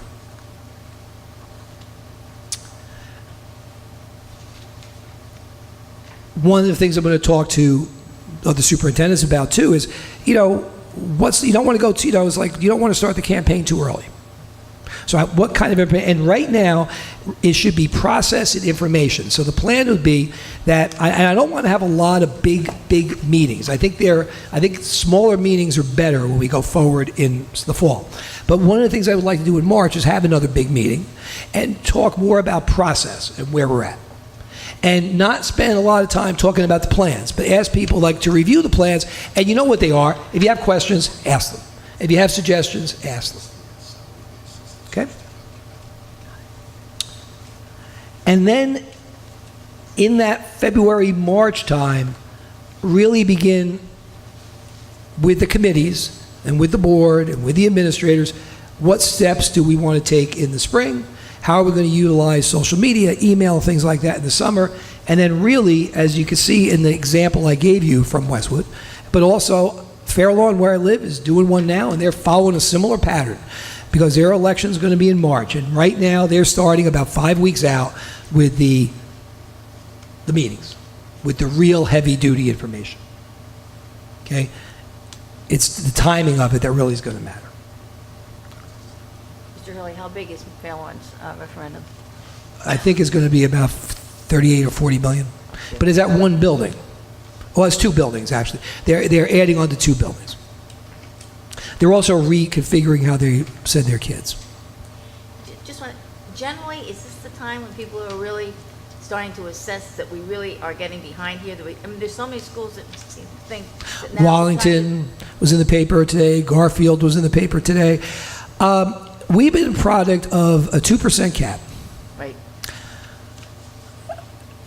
which means it's very difficult when everything goes up 3 to 16%. It's very difficult to put money into capital. And you live with that for 8, 9, 10, 12 years. Catches up. Especially when your buildings are 60, 70, 80, 90, 100 years old to begin with. Which all these towns have. Right. So,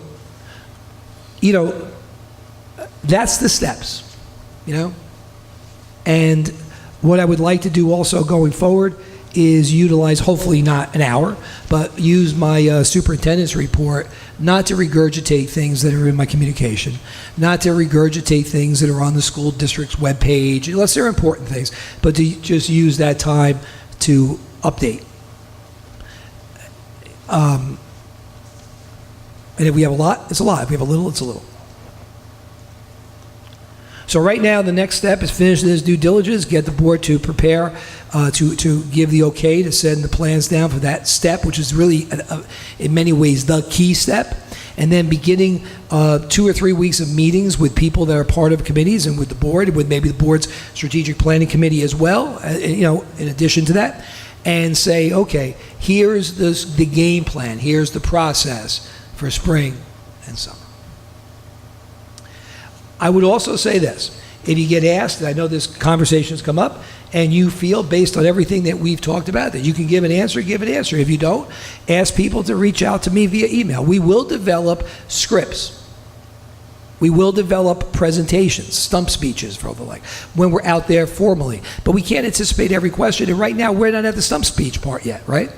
So, answer what you know, say you can find out what you don't know, or direct them to me. I have made a point of the maybe 12 or 15 emails, I don't even know how many there are, you've gotten all the ones that I've gotten, that have come to the facilities. I have answered everybody before the end of that day. Okay? So they'll get a direct answer to their question, unless I'm out of state or, not within 8 hours. So I'd rather spend the time answering community members' emails right now than have them talking to each other and not really having the information. Okay? And the last thing I'll say, because I've said enough, we have to be responsive. I want to caution myself and everybody else from being reactionary. Right? We're going to hear a lot of different things. We need to respond to all those things. But we can't overreact to any of those things, right? That makes, you understand what I'm trying to say? We don't say we're going to punt on this because one person asked the question, but we have to respond to every question because people have a right to have an answer. Doesn't mean we're going to change. Maybe we will, maybe we won't. Okay? This is going to be an interesting ride if we see it all the way through. Already has been more interesting than, But I think I think, did I say it was the last thing I was going to say? This is the absolute last thing. At the county meeting today, Ms. Peck, who is still functioning in a role as one of our leaders, said, with everything coming out of Trenton and all the changes and all the pressures and the stuff coming out of Washington and all the stuff from wherever you're getting it from, and you have to worry about this, that, I feel like I'm a compliance officer now more than I'm a superintendent. She said, keep in mind, okay, do what is right for the students.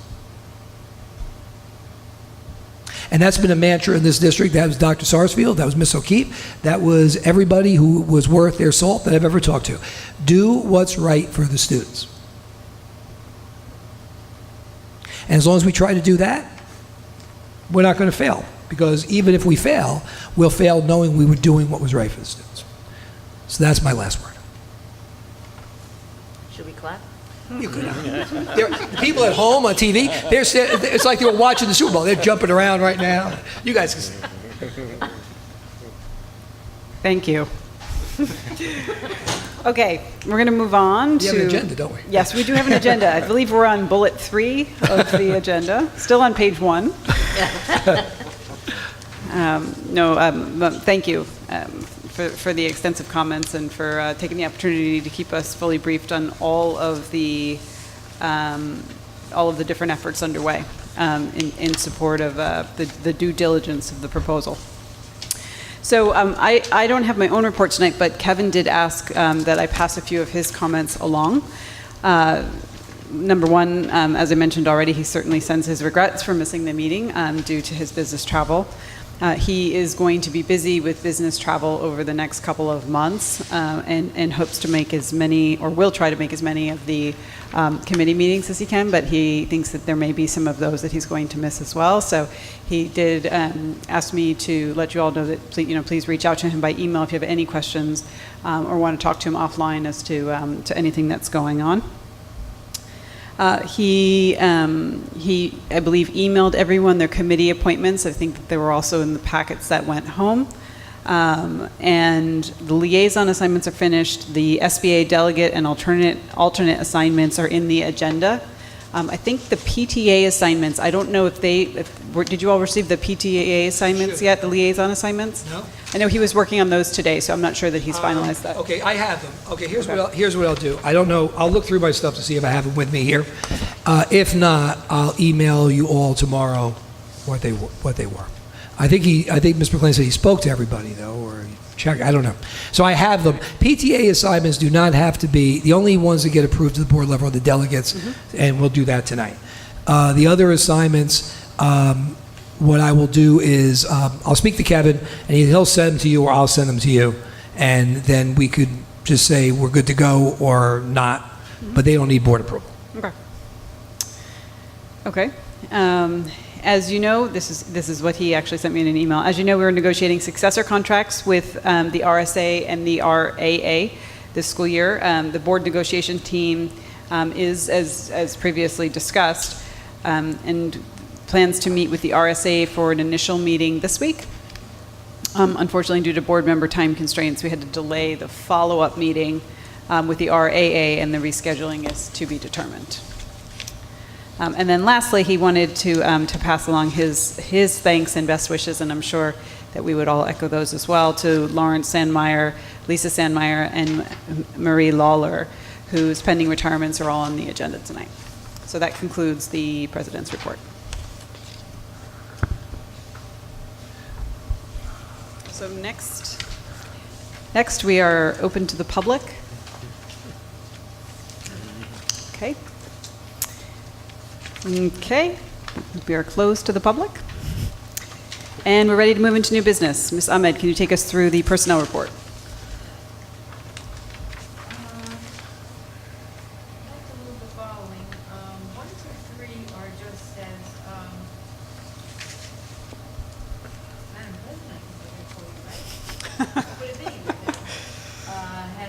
Elaborated on Lawrence Sandmeyer, Lisa Sandmeyer, Maria Lawler, that they retired. It's always nice to thank these people because it means a lot. They've worked for our town, and we're very grateful for taking care of our children. Also, the addendum is 1A, Patricia Erdas, increase the hours of teacher assistant. 2A, NJSBA and DCSBA delegates. The assignment of following members be appointed. I don't know if I have to read those. No, just as listed. 3A, John Hurley, and that was also what he explained about the school money is effective to appoint him on January 23rd, which is today. Number 4, and to accept the resignation. That was number 4. 5, Michael Marini is for custodian in the high school to approve. Melanie Anderson. Number 6, teacher assistant at Lincoln. 7, Danica Schmedding for disability leave. She's having a baby, and also after childbearing leave after she has a baby. 8, coach assignment to approve Kelly Thompson and Gianna Mushik. 9, home instructors. 10, substitute teachers, and as listed. And 11 is travel reimbursements for those four teachers. That's it. Is there anything you would like to add? The only thing I'll add is echoing the sentiments of the Sandmeyers, Mr. and Mrs., and Ms. Lawler, and you know, we'll, as the year comes to a close, we certainly will recognize them at the end of the year dinner celebration we have. Bless you. I also want to thank Mrs. Jones, Mr. Healy, and Mr. Racine for volunteering, I assume, to be the delegates as they're on the approval. I did find, at the end of the meeting, I'll just read through what Kevin's suggesting for the others. I found the email he sent me. It might have been confusion about he thought I was bringing it and I thought he was sending it. But again, we don't act on that, so if there's any questions you have, you could contact Kevin after, okay? But that's all my comments about personnel. Can I just add one? Just want to clarify, there were two different drafts of this addendum for the personnel.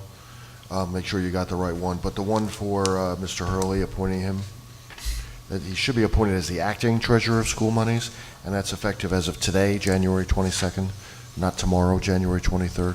So the minutes will reflect those. You want the word acting in that? I want the word acting. Yeah, I want the word acting in there, too. The 22nd. I'm already the school security specialist. I mean, there's only so many hats. I mean, I have a big head, but not that big. But yeah, the reason why we want to make it effective immediately is that then when if you approve the treasurer's report tonight, I can sign it Okay. tonight. It's as of the 22nd. Right. Okay, Ms. Ahmed, you want to move the motions? Yeah. I'd like to move motions 1, including 1A, 2A, and 3A through 11. Okay. I hear a second. A second. Okay. Any discussion, questions? Okay, we call the roll? Mrs. Ahmed? Yes. Dr. Oladi? Yes. Mr. Healy? Yes.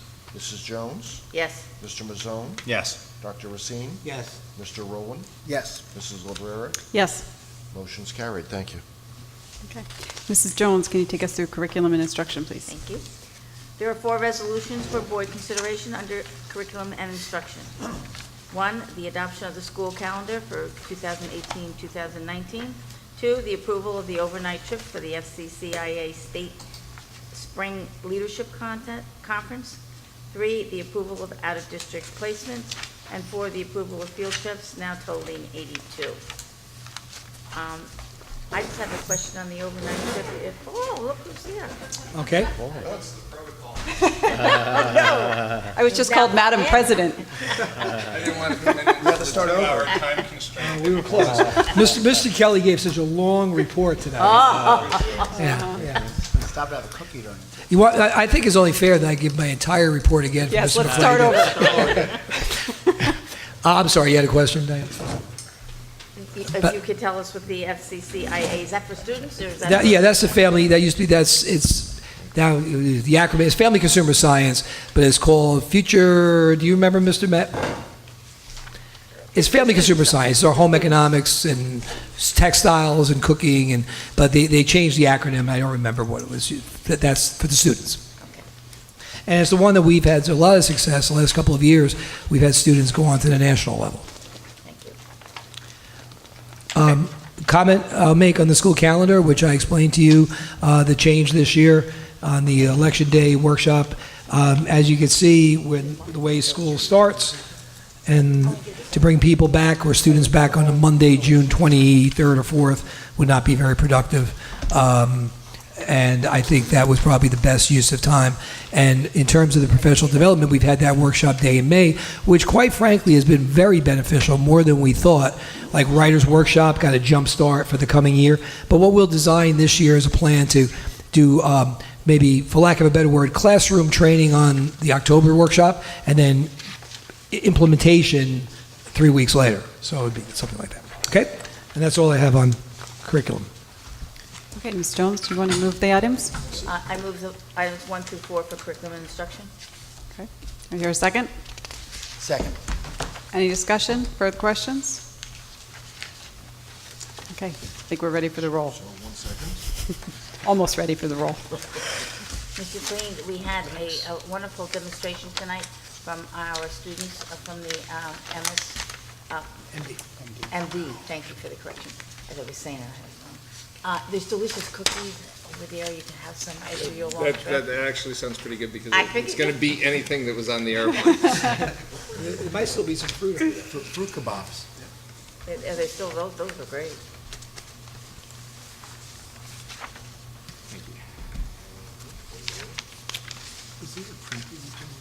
I didn't get it.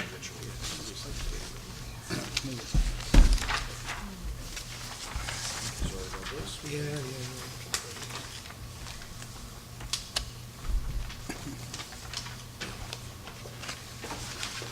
Okay, so now we're Call the roll on curriculum instruction. Yep.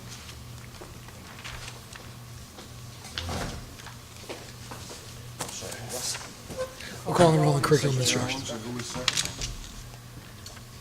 Mr. Roll. Mrs. Ahmed? Yes. Dr. Oladi? Yes. Mr. Healy? Yes. Mrs. Jones? Yes. Mr. Mazzone? Yes. Mr. McLean? Yes. Over here. Dr. Racine? Yes. Mr. Rowland? Yes. Mrs. Cabrera? Yes. Motion's carried. Thank you. Okay. Dr. Racine, can you take us through the finance report, please? Sure. We had a meeting on last Tuesday, January 16th, and most of it was already covered. So I'll just briefly say we talked about our 2018-2019 budget parameters and about the project management firm, the update which we had, and the report of demographics, trigger school monies, and the extraordinary aid consultant. Mr. Kelly, do you want to fill us in what that is? I'm sorry, which one? The extraordinary aid consultant. I don't know if you- Oh, we were looking into, Mrs. Hohen and I were looking into an extraordinary aid consultant, because not this year, but the two prior years, we did have audit comments that we had overclaimed our extraordinary aid award, and which resulted in us having to make payments back into the fund. So I think that's made us a little gun shy as we move forward. So this past year, I don't believe we applied for everything we could have. So I had a consultant reach out to me who, all this is all public information, to say his company can provide this service. So to help us go through and maximize our claims on the extraordinary aid. Mrs. Hohen and I met with them. We're both of two minds. Subsequent conversations, we're still of two minds about this. We've asked them, this company, for references. Apparently, all they can give us is Newark or districts in the state of Louisiana, and not sure that any of them really pertain to us. So I don't think this is going any further. Okay. In the meeting, I did say that it's something we're looking into, but I wasn't sure that there would be a request for approval. Cool. All right, thank you. Any comments or questions? No, I mentioned that the Brown & Brown and the Attorney of Record are renewing those contracts of people that are very important to us, and I think Mr. Kelly, right, there's no increase on either of their fees. That's correct. For this coming year, which is always a good thing, too. Mr. Kelly, you have anything you want to add to the finance section? No, I don't think so. I have one question. Do other districts run this problem with extraordinary aid and doing the reporting? Is this something that is usual? I don't think it's unusual, but I Yeah. don't know about other instances. So are there other consultants, is this something that? I've never No. heard of anybody. This guy No. reached out to me. And as a point of clarification, just to keep in mind, we had 2 years where we got more money sent to us, we had to return some money. So that raises a red flag, the auditor. Some of this is guesswork at the end of the year. We've talked about this before. It wasn't any attempt to pad it. You're anticipating bills, and the bills don't come in since the report goes in earlier. We spent, Mr. Kelly and Ms. Owen and Ms. Cockcroft spent a lot of time last year reviewing process, and it was Ms. Owen's first year in the position, and she changed some of the process, and we had a clean report. but it was a little less than we've had in the past. So the concern just was, did we solve a problem by becoming too cautious? There's not necessarily evidence that that's the case, but this company said, oh, I'll look into that for you. But it's unusual, as Mr. Kelly said. I've never heard of anybody having somebody in for that before. So it was, a couple hours of Mr. Kelly and Ms. Owen's time to meet with these people to see, and I don't know if there is even a problem, but I don't think it's worth gambling on a company to find out there isn't. Thank you. Okay, would you like to move your items? Yeah, for the items, we have 7 items plus 2 additions. Items 1, 2, and 3, and 2A and 2A and 3A, I guess, right? Or the new one. The new one, for the new 2 and 3, is that doesn't replace it? No, it's both. It's November and December we're asking Right, for okay. approval All on. right. Okay, so 1, 2, and 3, and the additional 2 and 3 are the approval of bills, the Secretary Treasury report for November and December, and budget transfers for November, December. Correct? Yes. Yes. Okay. Number 4 is a donation from the Rutherford High School All Sports Booster Club of $10,000 for rings and jackets for the football team and staff. That's very nice. 5 is the reappointment of our benefits advisor, Brown & Brown. 6, reappointment of our attorney. And 7 is the appointment of the project management team, which was discussed earlier. I believe that's it. Okay, excellent. Do we have a second? Second. Mr. Mazzone? Any questions, discussion? Okay. Mrs. Ahmed? Number 1, no on check number 020980, and all the rest. 020980. Yes. Okay, Dr. Olati? Yes. Mr. Healy? Yes. Mrs. Jones? Yes. Mr. Mazzone? Yes. Mr. McLean? Yes. Dr. Racine? Yes. Mr. Rowland? Yes. Mrs. Lebrera? Yes. Motion's carried. Thank you very much. Okay, I don't think we have a report tonight for policy. Is that correct? Let's Mr. give Healy? a brief update if you'd like. There was a policy committee meeting earlier tonight, and a number of policies and regulations were reviewed but are still in process, and they'll be presented in the February and March meetings. Okay, great. Thank you. Okay, buildings and grounds. Mr. Mazzone? So we have not had a meeting. Our next meeting is scheduled for, I believe, February 5th. But I do have one item to put forward. It is the use of the Board of Education school buses. One bus to support the Rutherford Recreation Summer Day Camp Program for 2018, as well as the second bus for field trips. So that is the only item I'd like to put that motion forward. Do we have a second? Second? Questions? I have a question about this one. Is it just the bus that Yes. we loan, not the Their bus driver? their driver, Okay. usually, yeah. And this is something we've done every year for ever and ever. Okay. Any other questions? Mrs. Ahmed? Yes. Dr. Olati? Yes. Mr. Healy? Yes. Mrs. Jones? Yes. Mr. Mazzone? Yes.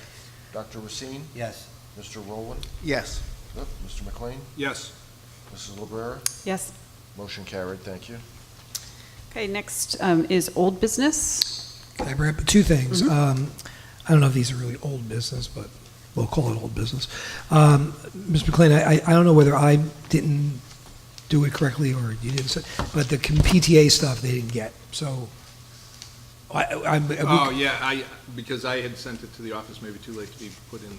well, no, we to did be the brought tonight. delegates. Yeah. We did delegates, but I didn't know I was bringing. I mean, we could read it, or I could send it to everybody tomorrow. Since we're not approving that. As the group would. Why don't we- We'll send it in the mail. I'll send it out Email. electronically. I was just actually going to suggest that we read it, Okay. in case folks are watching and Have they it want to ready? know who their board liaison Okay. is. And again, if you're happy with the appointment, you can thank me, and if not, talk to Kevin. Okay, so here we go. The delegates we already approved tonight, and that's Mr. Racine and Mr. Healy for the county as delegate and alternate, Ms. Jones, Mr. Healy for the state board, and then the legislative chair, Ms. Jones and Dr. Racine. Adult School, Mr. Mazone, you're back there. Mayor and Council, Mrs. Jones. PT Council, Mr. McLean. PTSA at the high school, Ms. Librera. PTA at Lincoln, Dr. Racine. PTA at Pierpont, Mr. Rowland. At Union, Mr. Mazone. At Washington, Ms. Ahmed. The K Center, Mr. Healy. The parliamentarian is Dr. Racine. The RSA negotiations, RA negotiations are Mr. McLean, Mr. Rowland, Dr. Alati. The RSA negotiations are Mr. McLean and Mrs. Jones and Mr. Healy. So what I will do with this is I usually let the people know, the PTAs and the other folks, who the liaison is. I'll wait a couple of days, should there be anybody who wants to discuss anything with Kevin. And then if I don't hear anything by Thursday or so, I'll confirm to you. You confirm with me, okay, and then I'll send them out, okay? The other thing I wanted to mention was about committees. So on the committee schedule, February 5th, we're planning Building and Grounds, and the purpose of that meeting will be primarily to discuss the items that may be getting into the budget for next year. So projects that we have on the list for the Building and Grounds input. We're going to follow that meeting with Finance, so the same night. So we're looking at maybe a 6:45 or a 7 o'clock Building and Grounds with, 45 minutes later with Finance. Okay, I'll send that out ahead of time. We have a tentative date of February 26th for committee meetings. I don't know, Finance is on their own schedule, so maybe we're meeting that night, maybe we're not, right? But we will need, ahead of the budget, a Personnel Committee meeting, just to review with personnel positions that are going to be open and or possibly added. And I would also, we're probably going to need curriculum and instruction. If not, it's really not the time of year that we're big on C&I, but as we're going through this CUSAC thing, we're finding little tweaks. So if not, February, March. But I think we'll also meet with the Strategic Planning Communication meeting on committee on February 26th for me to relay to the committee what is going on with the committees in district. That makes sense. So if you want to look at your calendar, it's Building and Grounds and Finance on the 5th. It's Personnel and Strategic Planning and possibly C&I on the 26th. Okay? Finance, we've already established a calendar. I'm not sure when that is. If the 26th is in conflict, then I think the next one was March. I think it was March 5th, maybe. Yeah, so I think we'd be okay. All right? Now, all of this, I'll send to you ahead of time to confirm, because sometimes things change with the information I have to give to the committee but tentatively. And the board meeting on March 12th is going to be the board picture for the yearbook. Okay? So, keep that in mind. Get some tanning or something going on. Tuxedo T-shirts. For the yearbook. And that's it, I think. Okay. Okay, legislative update, Mrs. Jones?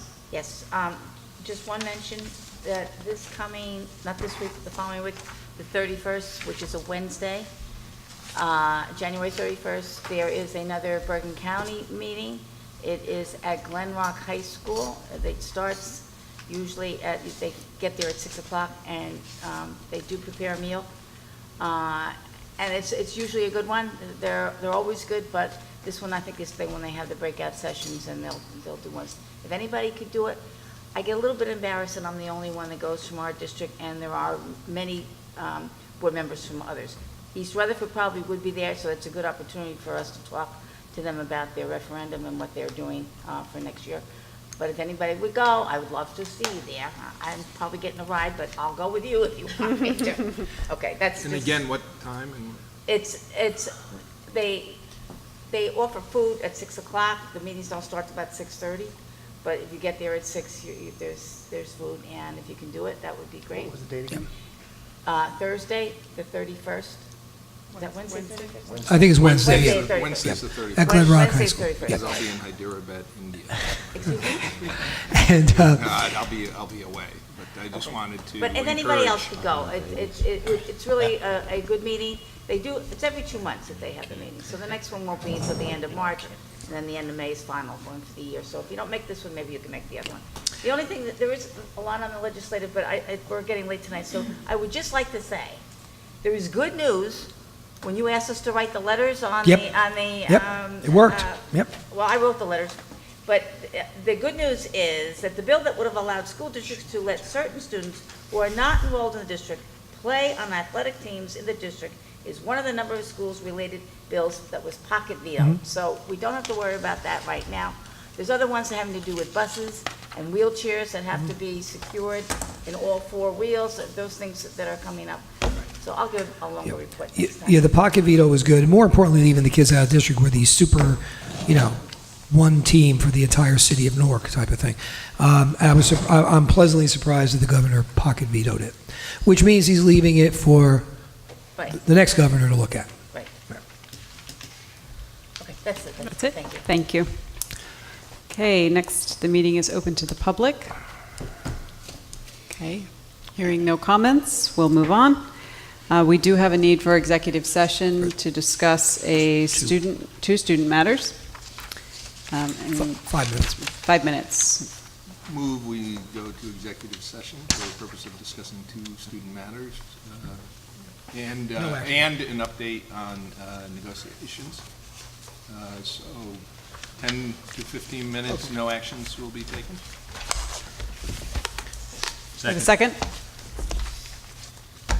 All in favor? Aye. Aye. Aye.